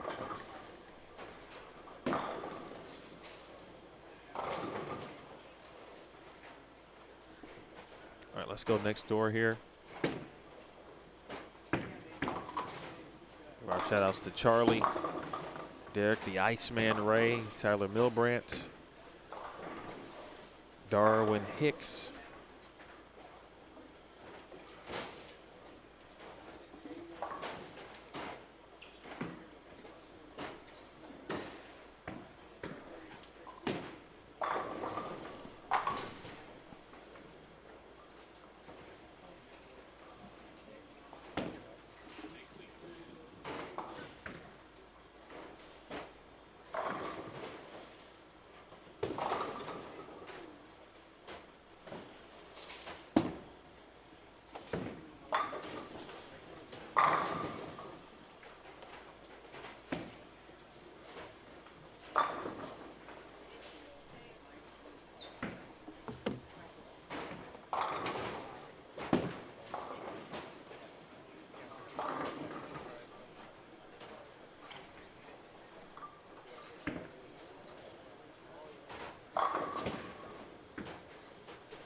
hold on.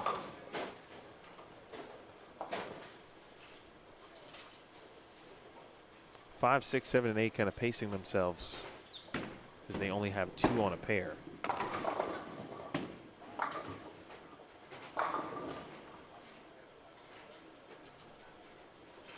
Coming up on 9 o'clock here with a couple of games left to go at this point.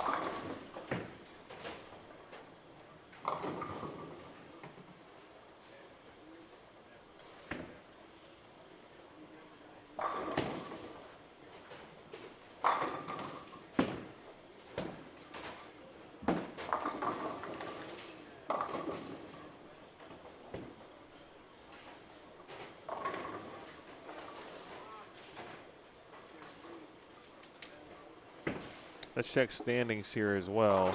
We should have those now.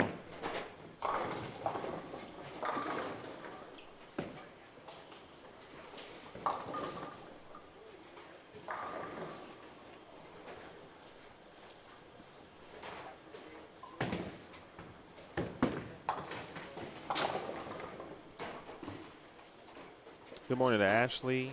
Rep's still here. Michelle is here.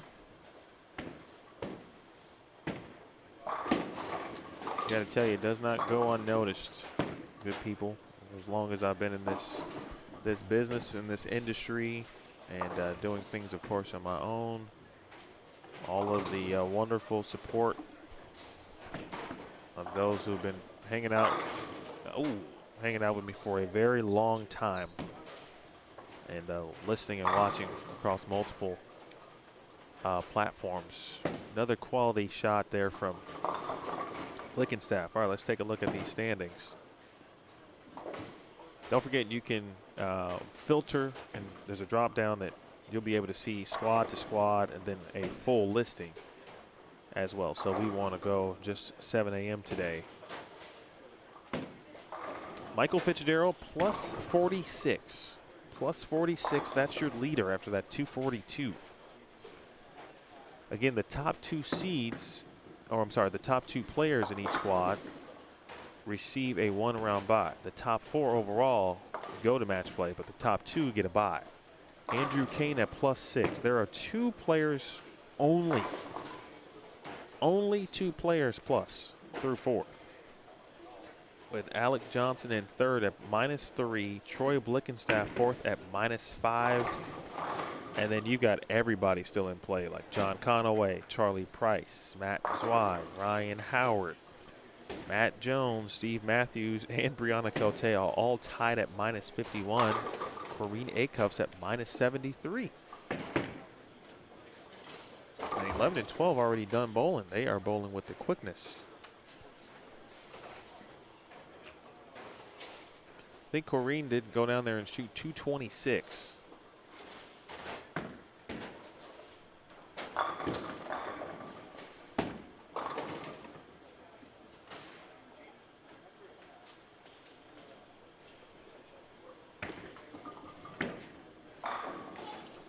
Got Gerald Thompson down there starting to put together some strikes.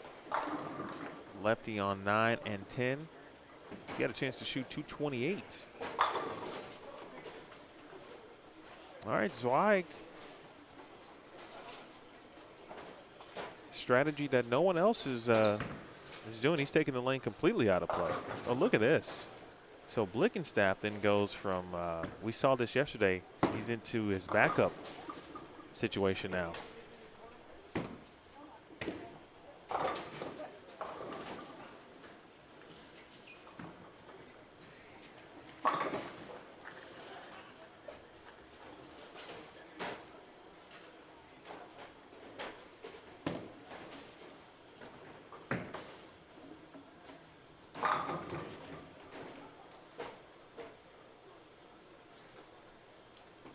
Fitz is in a great rhythm.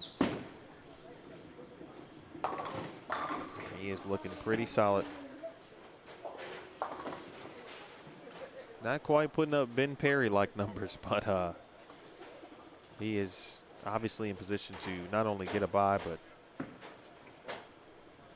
but potentially be a higher seed. Milbrand able to strike in the 8th. You see that in the bottom right of your screen.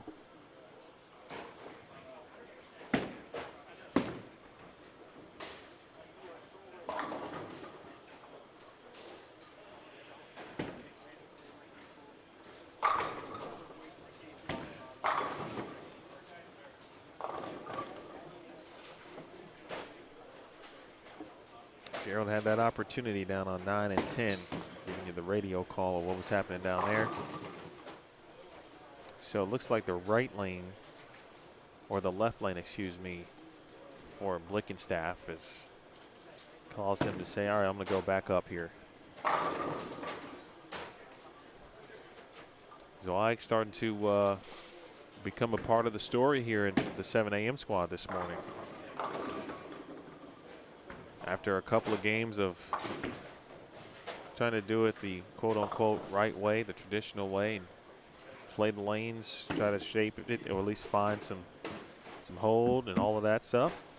He says, you know what, I'm just going to take my hand out of it completely, or do the bare minimum just to try to carry, right? Because he was starting to leave a lot of 5-pins when he first initially went to this strategy.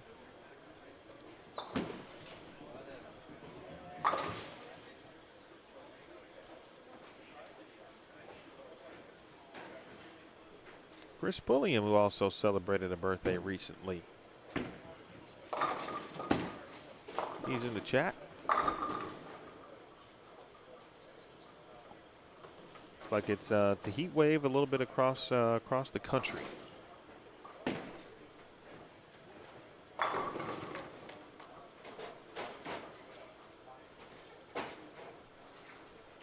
Well, a couple more games like this from Mr. Fitzgerald, and he's going to be able to take the rest of the day off, enjoy if he plans to stick around and watch a little bowling, or go enjoy the rest of his Saturday and do other things outside of the bowling center.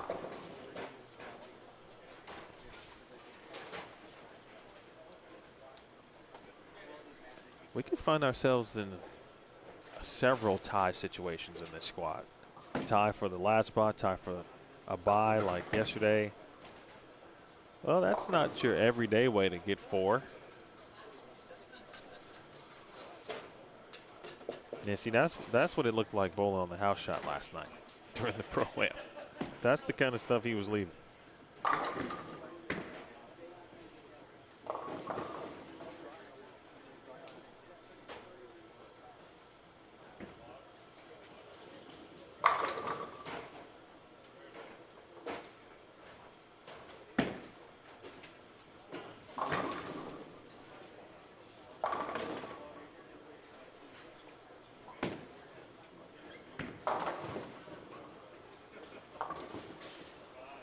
$199 for Fitz. That's his second lowest game of the day. His low game is $198.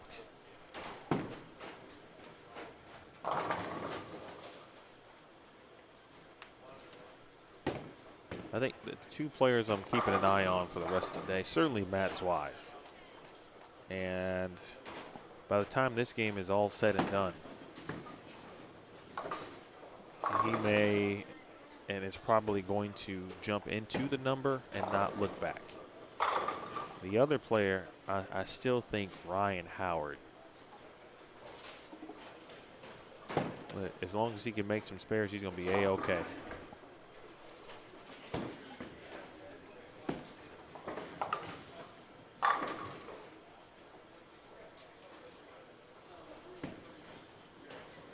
Probably gets to 152, and Derek Ray, Phil shot away from finishing up on 5 and 6. Fitz is moving right.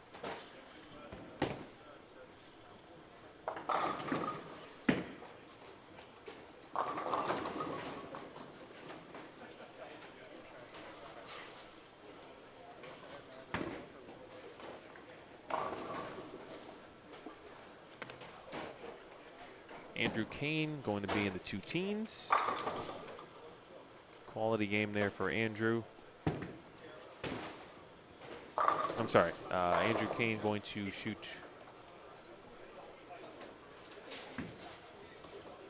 192 of the strike. I beg your pardon. I was looking at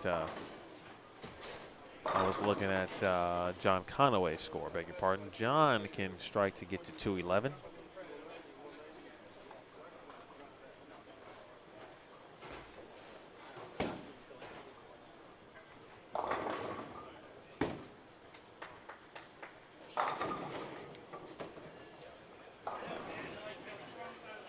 So 210 for Conaway. And now Kane strike to get to 192.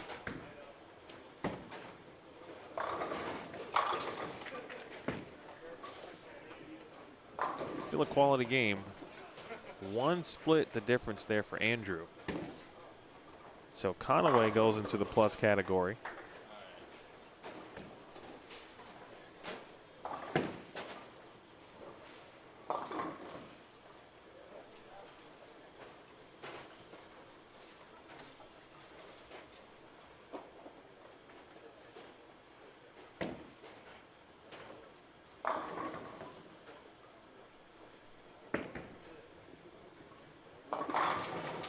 Nicely done.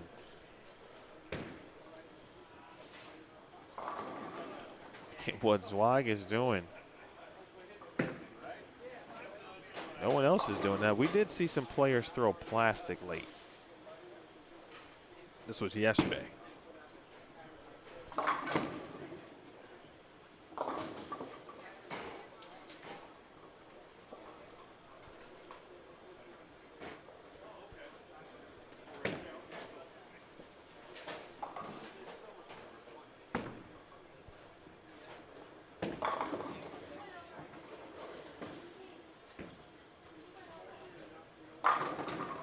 It's almost like a knuckleball.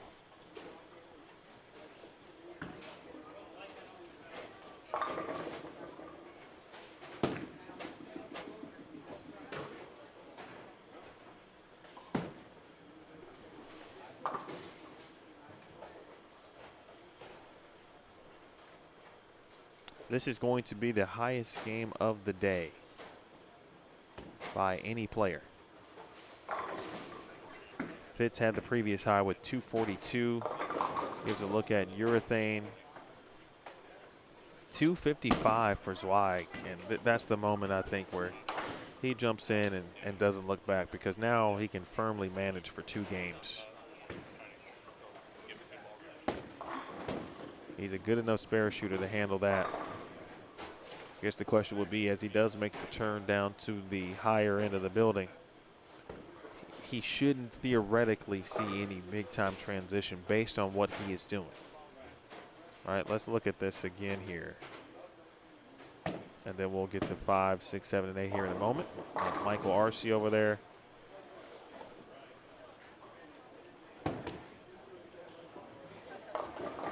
All right, let's watch what Zweig is doing here. Okay, watch the ball. We'll wait for Andrew's shot.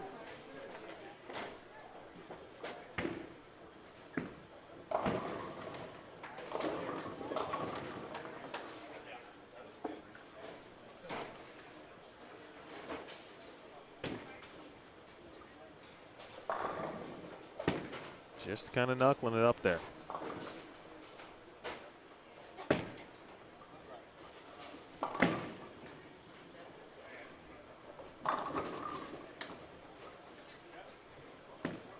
Blickenstaff now on 1 and 2. Kane with the Greek Church.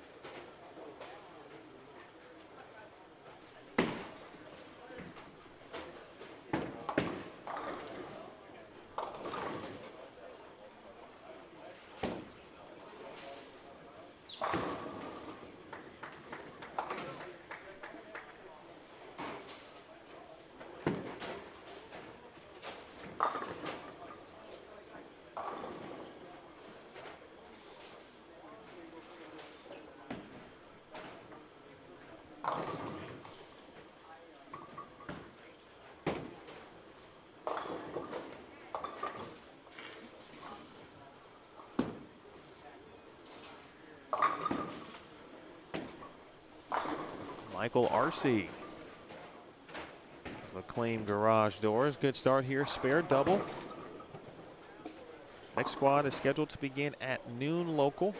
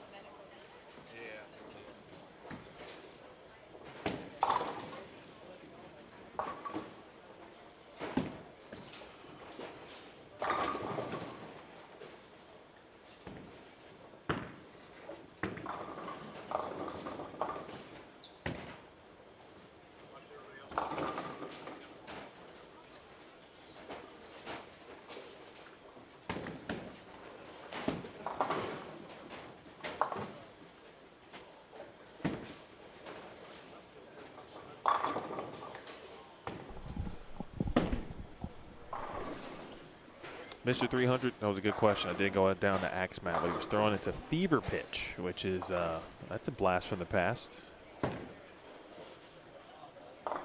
Of which he then said, "Desperate times, brother." And I quote. Nice conversion over on 1 and 2 for Blickenstaff. Swag's going to be in the top 4. That game was so good from him that he now could possibly challenge Fitz for the overall lead. But between those two, they certainly would have the 2 buys right now with 2 games to go.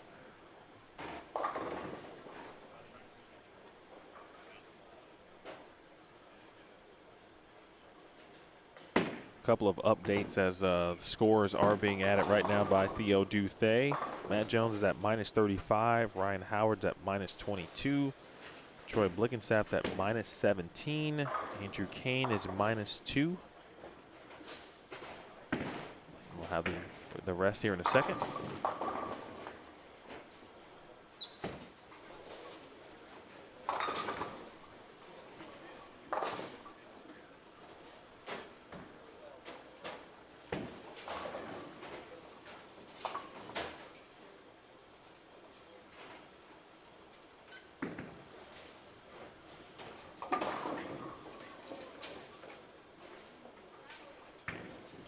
Well, Brianna Cote, she's got a good break on lane 9.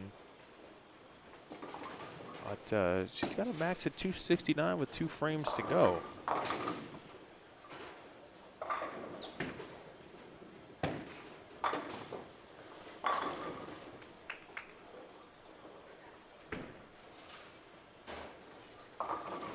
All right, all scores are now in.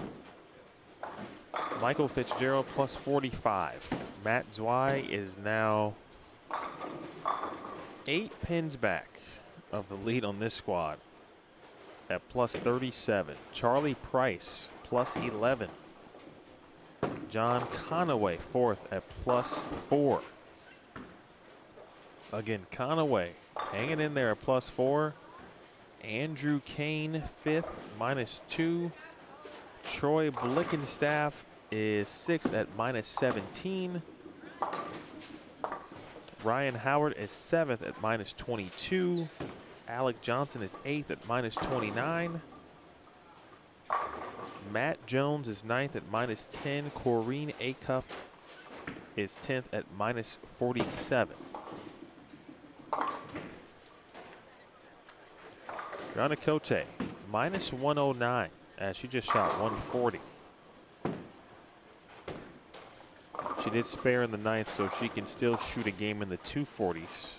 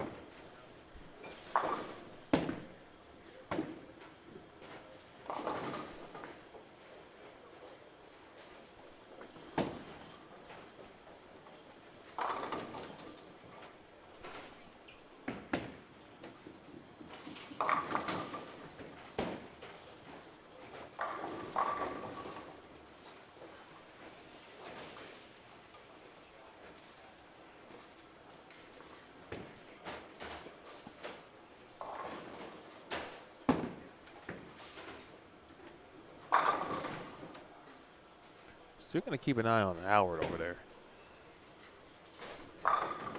Cote is going to enter your screen on the right.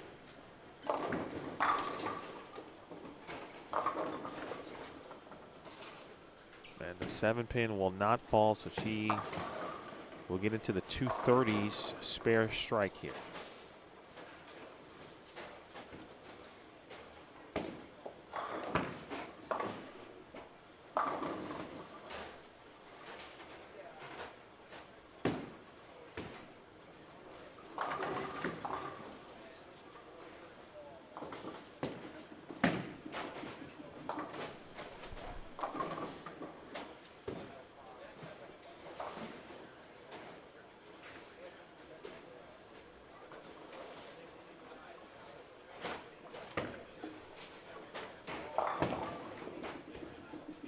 TournamentBowl.com is where you want to find standings. This is really putting into early context of what Ben Perry did yesterday. And Ben Perry went plus 156. Okay, that squad overall too. It'll be interesting to see if that squad ends up being the highest scoring squad as a whole, at least for those who do advance.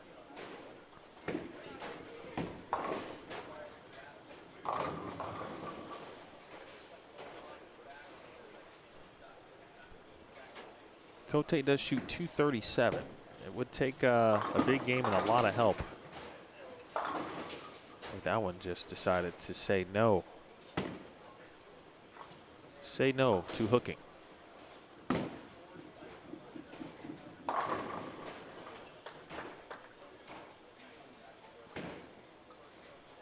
Matt Jones can max out at 212. He's got 2 more strikes to go to get there.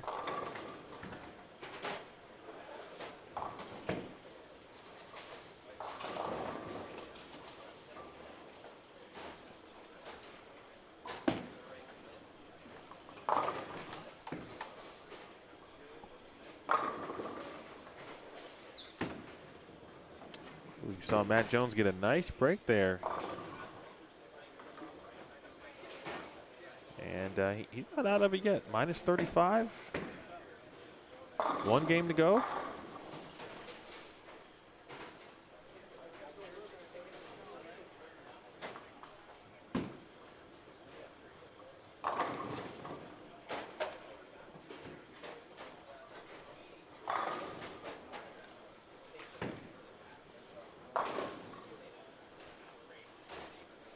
Flag back on. It looks like spare strike, spare 3-bagger. He's going to go from certainly out of the number to possibly having the lead after game 6.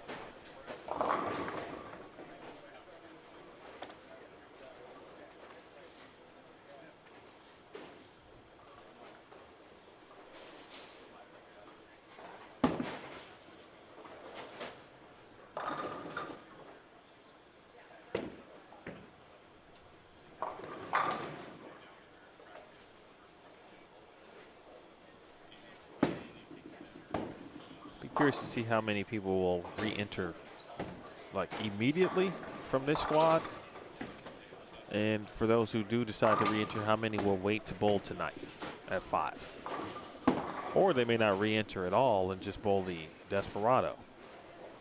You have to bowl 1 full qualifying squad to be eligible to bowl the Desperado. Jason Lowry just picked up, I think, what looked like a 210 there on lane 12.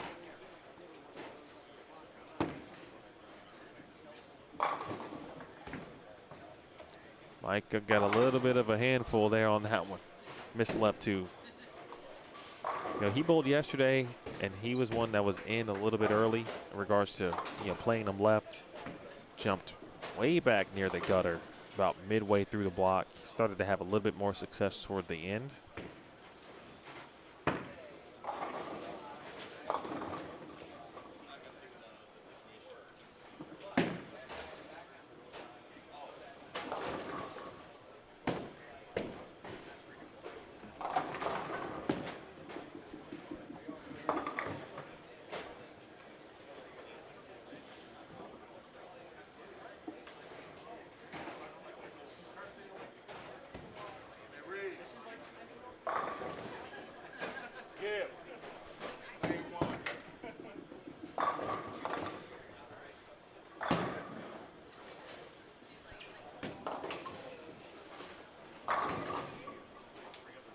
All right, so 9 and 10 is done, so they're waiting for 11 and 12 and 7 and 8 to finish up respectively.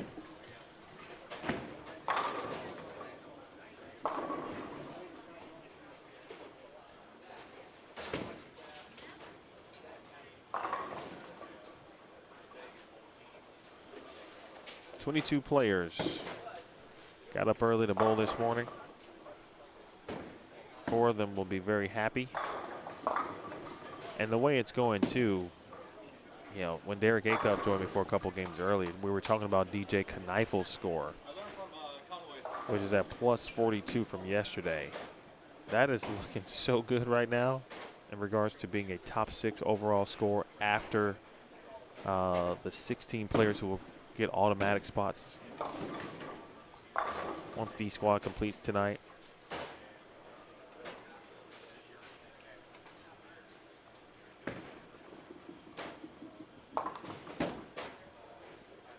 I mean, Kneiffel's score would be 2nd right now on this squad. He finished 5th yesterday.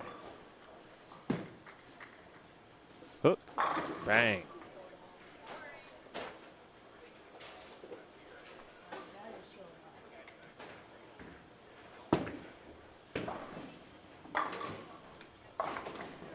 So Fitz can shoot 213. Matt Zweig is still striking, and Zweig has all but taken the lead at this point. He is going to finish on 13 and 14. He'll be just outside of range, but we'll catch him on that 9 through 12 camera down there. So we'll see if he's in the lead, but it'll be important for Fitz to, if he is not the leader after all is said and done, to maintain a spot, or I'm sorry, second in particular, to maintain at least second, and that would get him a 1-round bye. You got to keep an eye on Charlie Price as well.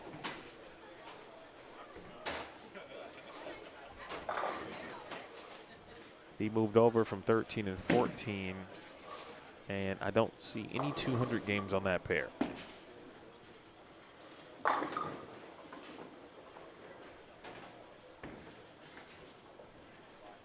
So with that said, Price is going to be, actually no, he was letter A. He shot 168. So Charlie not only moves into the negative numbers, but probably moves out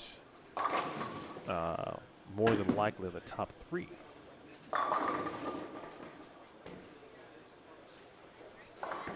But not by much. He'll be at minus 21. Big finish here for Fitz.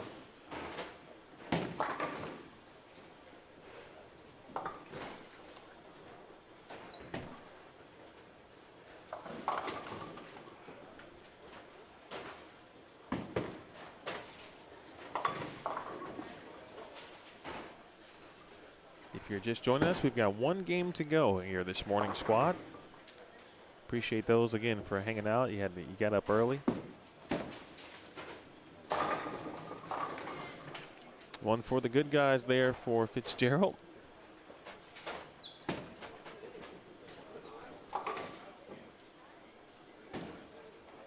Looks like Zweig did open in the 9th, it looks like. So he's either got 220 or 230 max down there.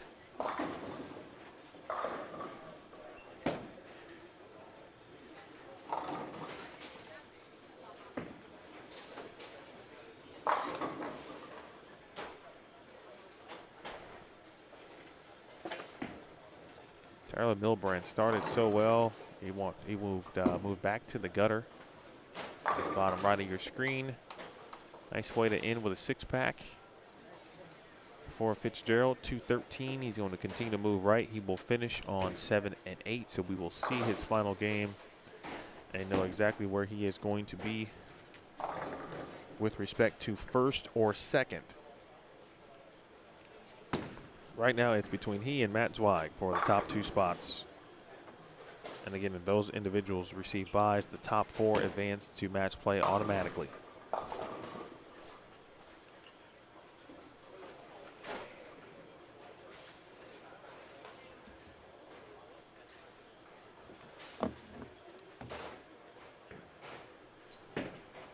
This is going to be at plus 58.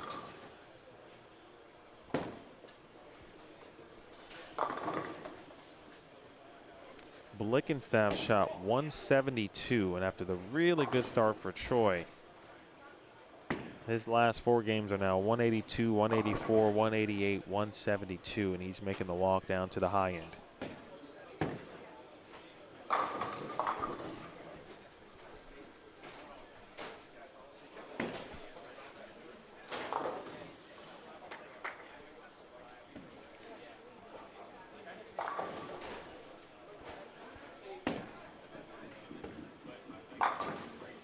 .222.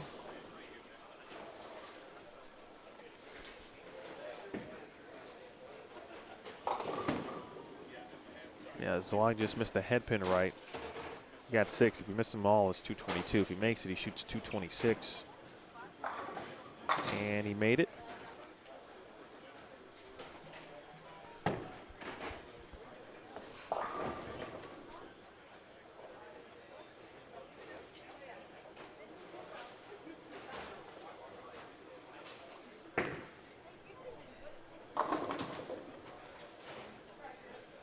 So Zweig has now taken the lead.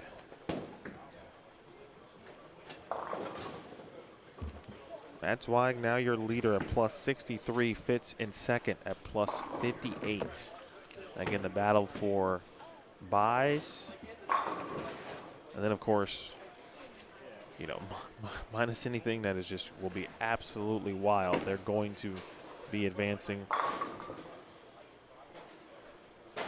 All things do happen, though. Andrew Kane trying to close it out next door. He can get to 224 and just buries the first. And for Andrew, he's at -2. And now already going to get to plus here.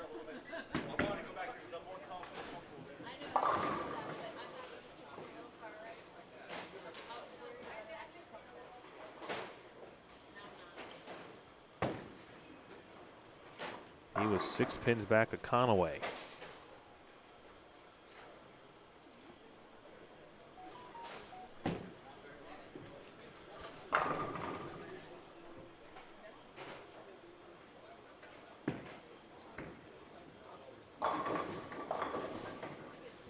Matt Jones is going to have a chance to make this top 4. He's going to need a big game and a little bit of help. So that's the story right now, folks, or the stories. In game 5, Matt Zweig shot 255, but really I think it was 3 games before that. He went to the strategy of almost knuckling it down there, taking his hand out. He started to leave a few 5 pins, and then, you know, he gave himself just minimal rotation. 224, by the way, for Kane. So he's going to be at plus 22.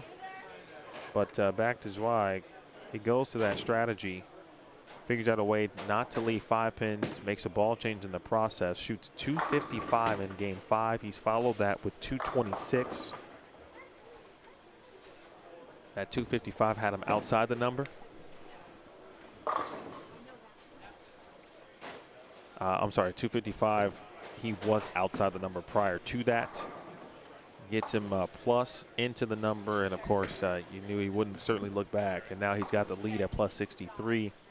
Michael Fitzgerald has been the model of consistency, 204, 202, 198, 242, 199, and we just saw him shoot 213. He is plus 58. Andrew Kane shoots 224. He's going to finish on 5 and 6. He too, of course, now firmly in the spot for a top 4 finish here this morning at plus 22. John Conaway is still in the mix. Did not see his score. He was on the pair for the previous game with Matt Zweig. Yeah, I think those two are crossing together. Matt Jones still in position. He's going to need some help, though. Got to help himself first with the big game. That was a really good shot from Tim Ursillo. He started on 5 and 6, I believe. And that was the difference there, right? Great shot in that 4th arrow, but you have no chance of doing that in games 1, 2, or maybe even 3. Like, if that's your A game and you want to get to 4th arrow quickly, there's an extra level of patience you need. And it's like going to a restaurant where there's an hour wait. You can decide, all right, I really want this, so I'm going to wait. Or you're like, nah, I can get something else. Like, if you want to play in and that's your comfort zone, you've got to make that decision. Are you waiting? Are you waiting an hour for your favorite meal? Or are you bypassing that and going to the drive-thru next door?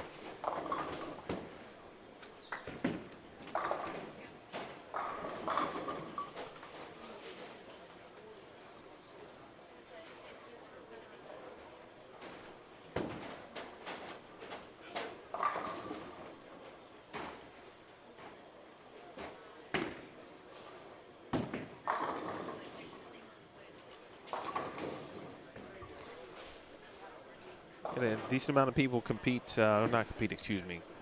in the poll. I gave a couple of ranges of what they thought the cut score was going to be. For a while, most players or most viewers were settling in at 50 to to plus 50 to plus 69, which certainly was going to be too high today. You guys selected plus 20 to plus 49. Very interesting, though, how things can change in one game.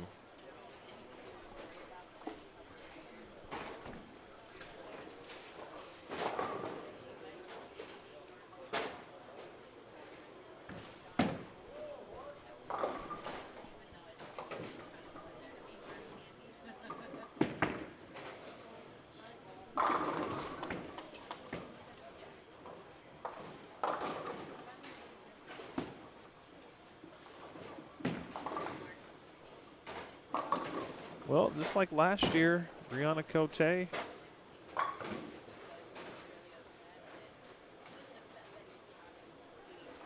going to need at least one more squad to make things work.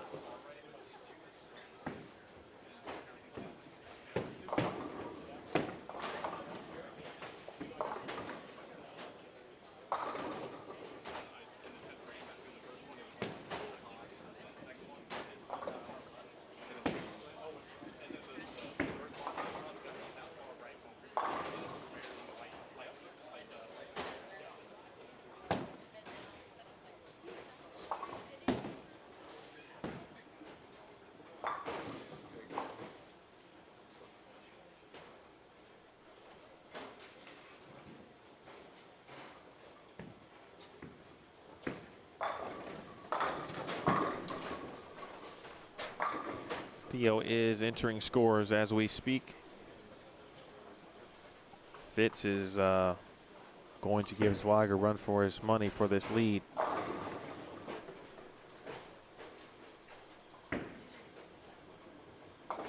If you joined us late and if you got any questions, feel free to drop them in the chat. This is what the players are competing on. All right, this is the challenge. That's the pattern.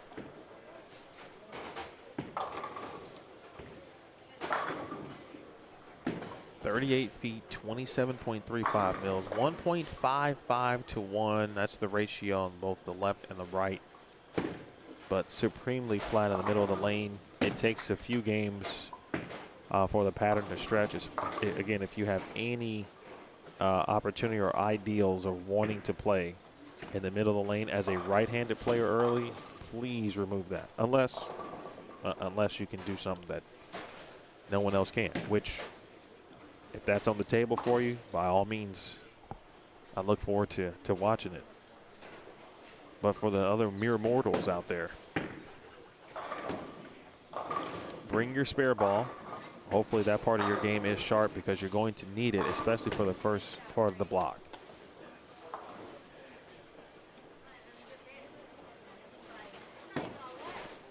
Be interesting to see how this thing plays as well for the noon squad, because it's going to be the first time that the pattern will be applied in consecutive runs.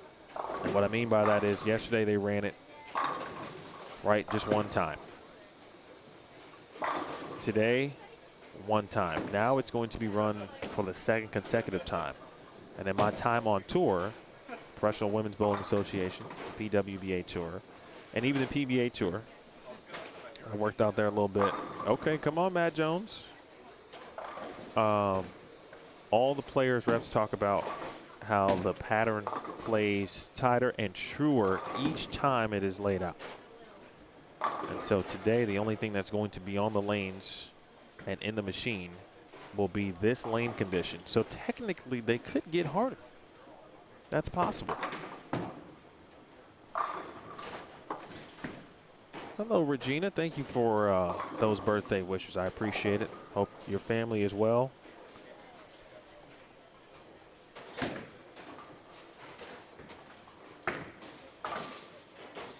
'41 never felt so good.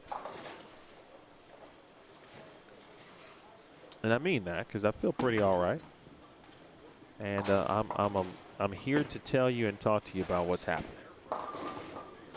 So that is a big win. We'll keep refreshing our standings. Theo's probably about done, and he is. So here's the deal.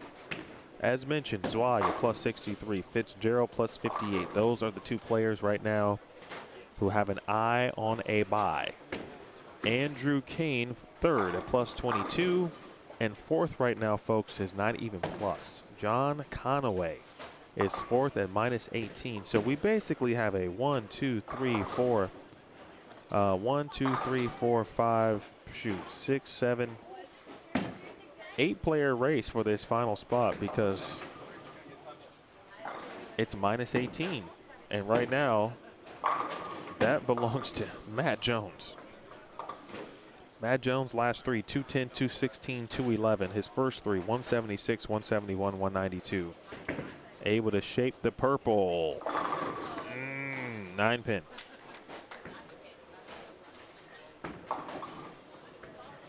Mike Hardesty was in the booth with me for almost the entire back half of the block yesterday.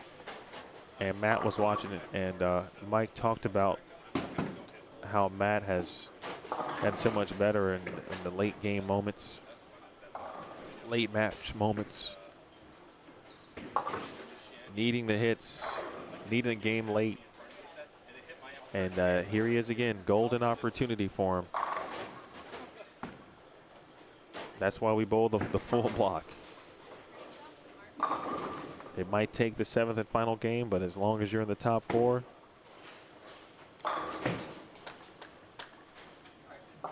it's one of those things too, right? Pair to pair is so sneaky here. You bowl a big game and then all of a sudden somebody like a Zweig or Fitzgerald catch that same pair or a different pair that's iffy.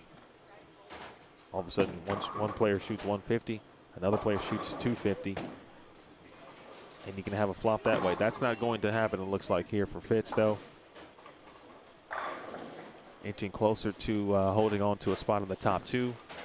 Matt Jones, that's a good 9. A lot of 9 right there. Appreciate Theo Duthe. He's going to hang out in the booth a little bit during the noon squad. Carl Ong is also here. Carl, of course, running the Agent Ong Open. The trilogy is coming up in October. He'll be in the booth for a little bit. He's doing some winner spots this week in conjunction with the Cactus Classic. We'll talk a little bit about that.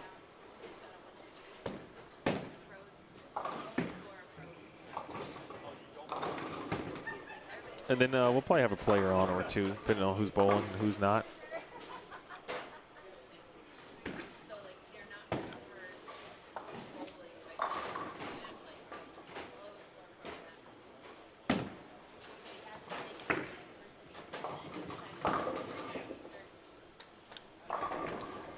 Look, let me just take a look at what Tim Ursillo. Now he's a little bit too far. I tell you, if Tim's start was just a little bit better, he would be in the mix here late. Because he's going to bowl his highest game. Now that might help him in some brackets. He's got 209, 185, and an opportunity to get to 250. But the players who managed the fresh the best today, Andrew Kane, Michael Fitzgerald, even Zweig actually managed the fresh. He shot 192, 213. It was the 160 game that made him say, all right, this ain't going to work. Troy Blickenstaff was really good for the first couple. So was Alec Johnson. So those who even managed it okay found trouble in that first real transition.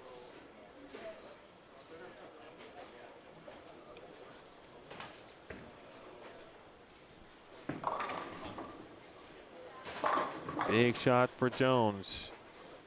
Way to set it up. Matt Jones. So if he shoots 247,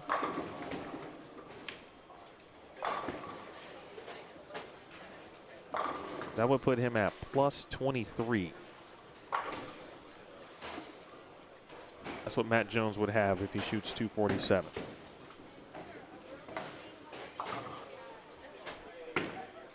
Right now, Andrew Kane is third at plus 22. And he A-pins. Charlie Price can only get to 209, and that won't happen. He just left 610. Price was fifth at minus 21. The best he can do is 197, and that would put him at minus 24. Keep an eye on Conaway down there. I don't see anybody else with a string, although Ryan Howard, I still feel like could come out of nowhere, but he's minus 35. Zweig looks like he's back into urethane, and Matt Zweig he's found trouble on 13 and 14. Matt's got 80 in the sixth. Boy, after taking the lead with this three-game stretch, Zweig now with 80 in the sixth. He's got to bear down here.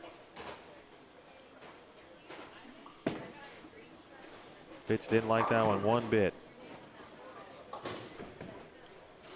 Raises his hand immediately. And openly states that there's a chance that this could be missed. Jones. 4-pin. Wow, what a great shot that was for RC. He's the one player besides Blickenstaff who has really seen his ball hook from like the half, down lane.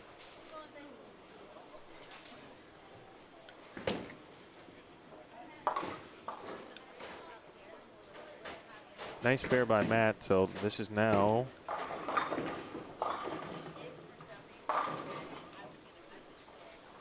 important fill here. 7 gets him to even.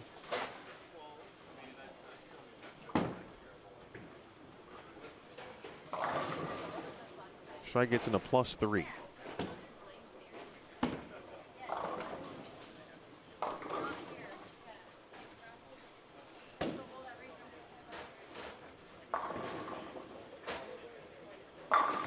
Great shot. All right, so he battles, and Jones gets to plus 3.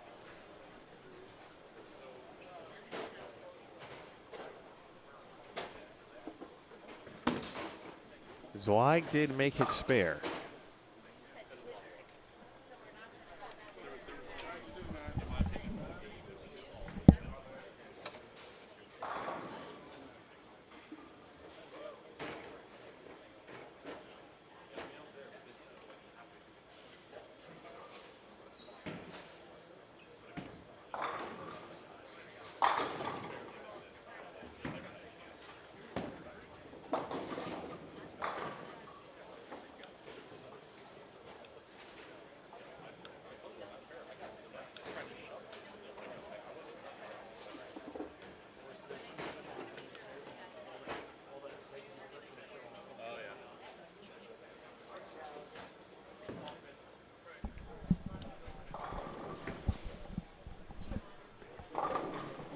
Corrine Acuff had a max score of 230.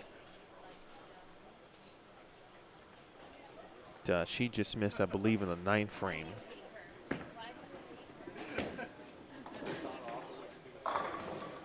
And Michael Arce out there doing work.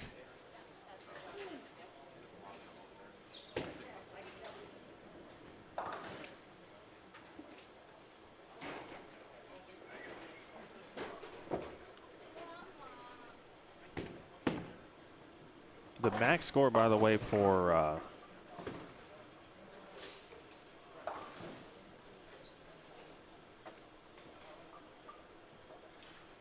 Matt Zweig was 226. I'm sorry, 190. I beg your pardon. I was looking at Michael Fitzgerald's score.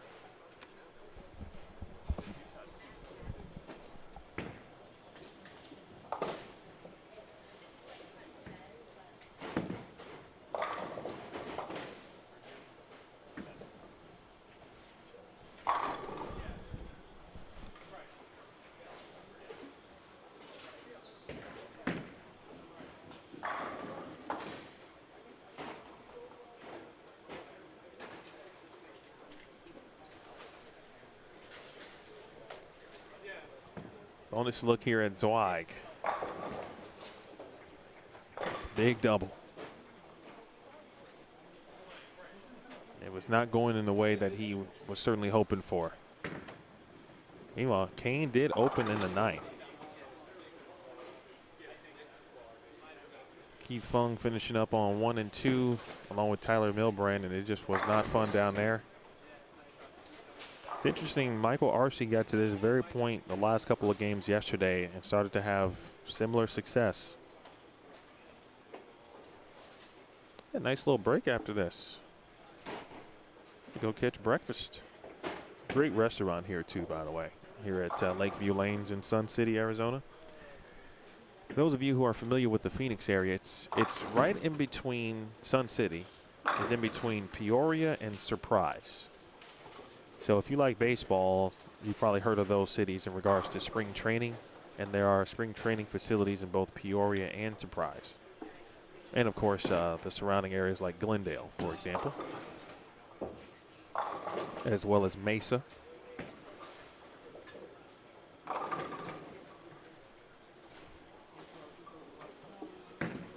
Conaway, by the way, who's our other person involved in this scenario.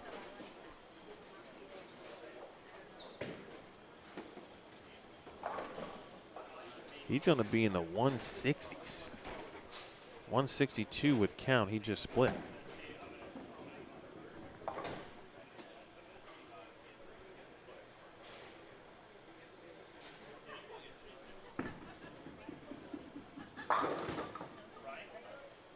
We'll definitely be waiting for Theo's final update.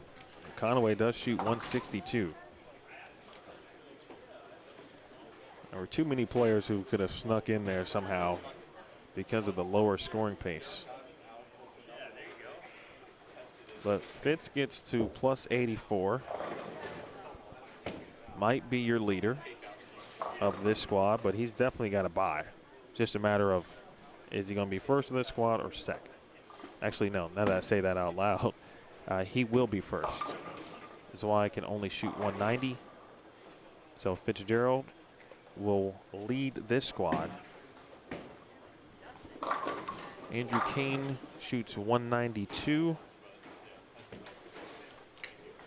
Kane's at plus 14. He is in. He's got an auto spot to match play. And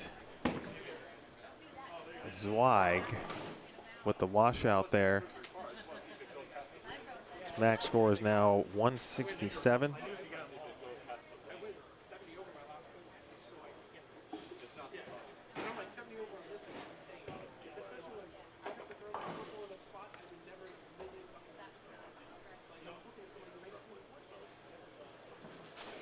Nice game on the end, though, from RC, 225.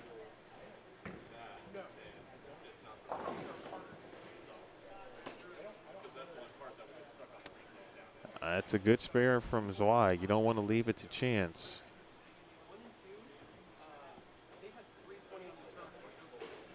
That would have been plus 13. He almost gave his bye away.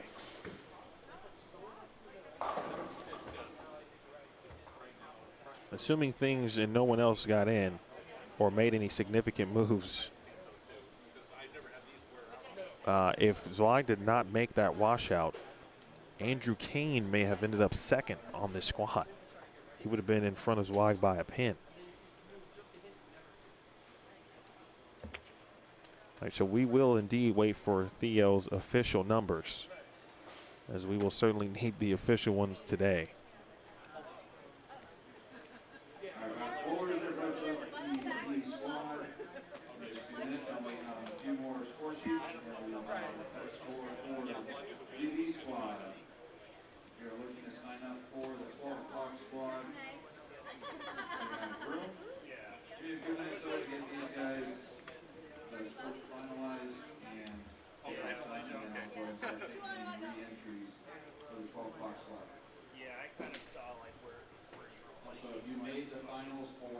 So I've got Andrew Kane at plus 14, Michael Fitzgerald at plus 84, your leader.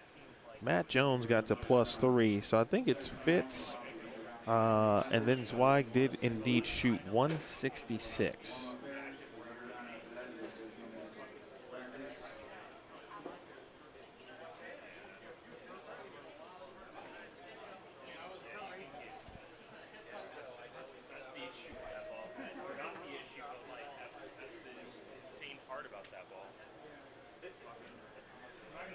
All right, so Zweig ends up at plus 29. It should be Fitz, Zweig, Andrew Kane, and Matt Jones, who got to plus 3. Unofficially, I think it's plus 3.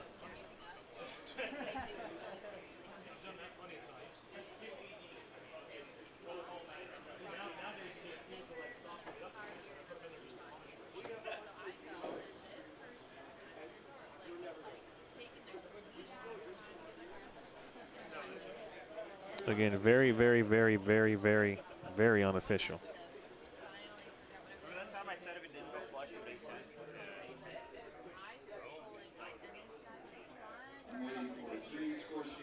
Waiting for 3 score sheets.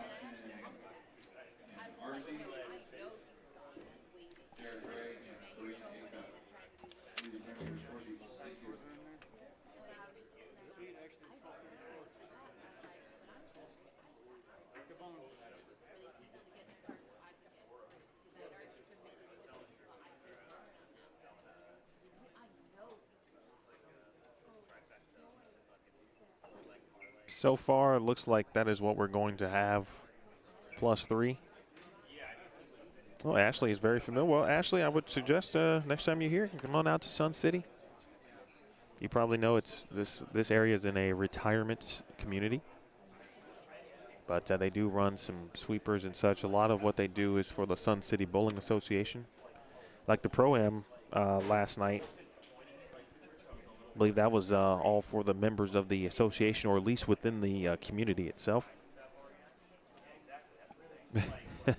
That's great, Liddy. Lane condition, I'll put that on the screen here real quick one more time.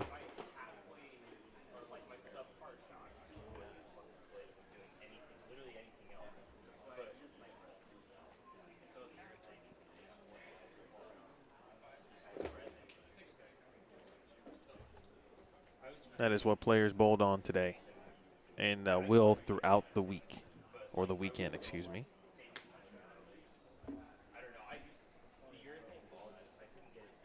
Matt Jones.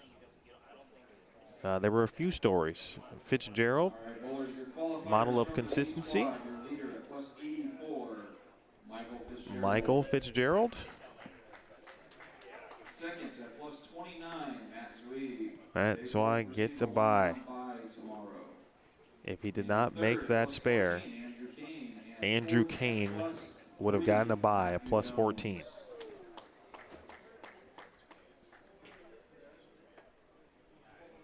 Once again, on top of those 4 qualifiers. Again, Matt Jones at plus 3. Charlie Price at minus 24. He finishes in 5th. Ryan Howard minus 47. And I don't see any of the scores from 5 through 10 certainly being enough for one of the top 6 spots outside of getting an auto. Don't see that happening. And so I anticipate certainly some players re-entering. Brianna Cote being one of them. Corrine probably bowls again. Troy has already bowled twice. So has Ryan Howard. Zweig gets in on his second go-round this morning. Andrew Kane, 1 and done. Fitzgerald, 1 and done. Matt Jones, 1 and done.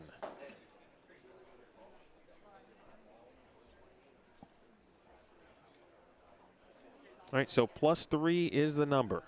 Matt Jones gets it done.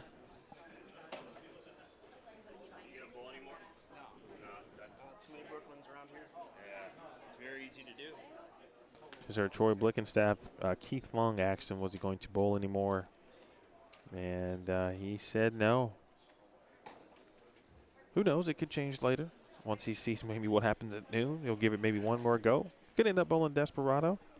I got to tell you, Well, I don't remember if we re-oiled from the Desperado or not. But I would like his look for 2 games on the fresh, speaking of Troy. If the Desperado was on the fresh, I would encourage him to bowl. With that said, any last questions before we take a break and get ourselves prepared for the noon squad?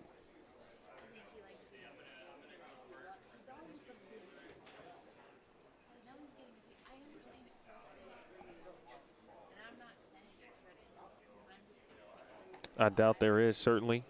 So I will tell you that noon local time. So noon local, it's also noon Pacific. So 2 p.m. Central, 3 p.m. Eastern. That is the next squad. Again, 3 p.m. Eastern, 2 p.m. Central, noon Arizona time is the best way to put it. That's what time we will be back here, and I hope you will join us as well. Let me give you one more look at the roster of players who are upcoming.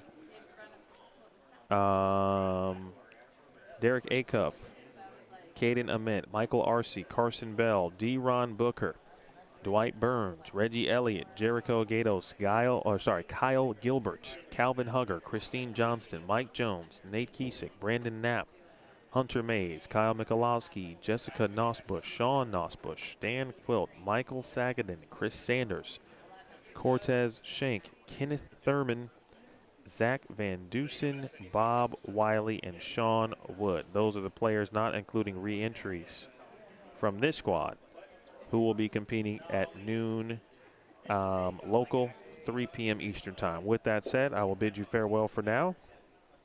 Congrats to our top 4 from this morning's B squad. Again, that includes Michael Fitzgerald, who led the way at plus 84. Matt Zweig, second at plus 29. Andrew King, third at plus 14. Matt Jones gets the 4th and final auto at plus 3. Fitzgerald and Zweig get 1-round buys to match play tomorrow. We'll say so long for now. Thanks to Theo Duthay and the entire staff and crew here at Lakeview Lanes, including Mike Dermeyer, Reed Gibbs, and Theo's entire family. Had his family out yesterday and their assistants as well. We'll see you in just a couple of hours. Breakfast time for me. Enjoy your 2-hour break, and I'll see you this afternoon. For all involved, my name is Emil Williams Jr. We'll see you in 2 hours for C Squad here at the 4th annual CBE 10K Cactus Classic. You watched it live and only on Bowl Stream TV.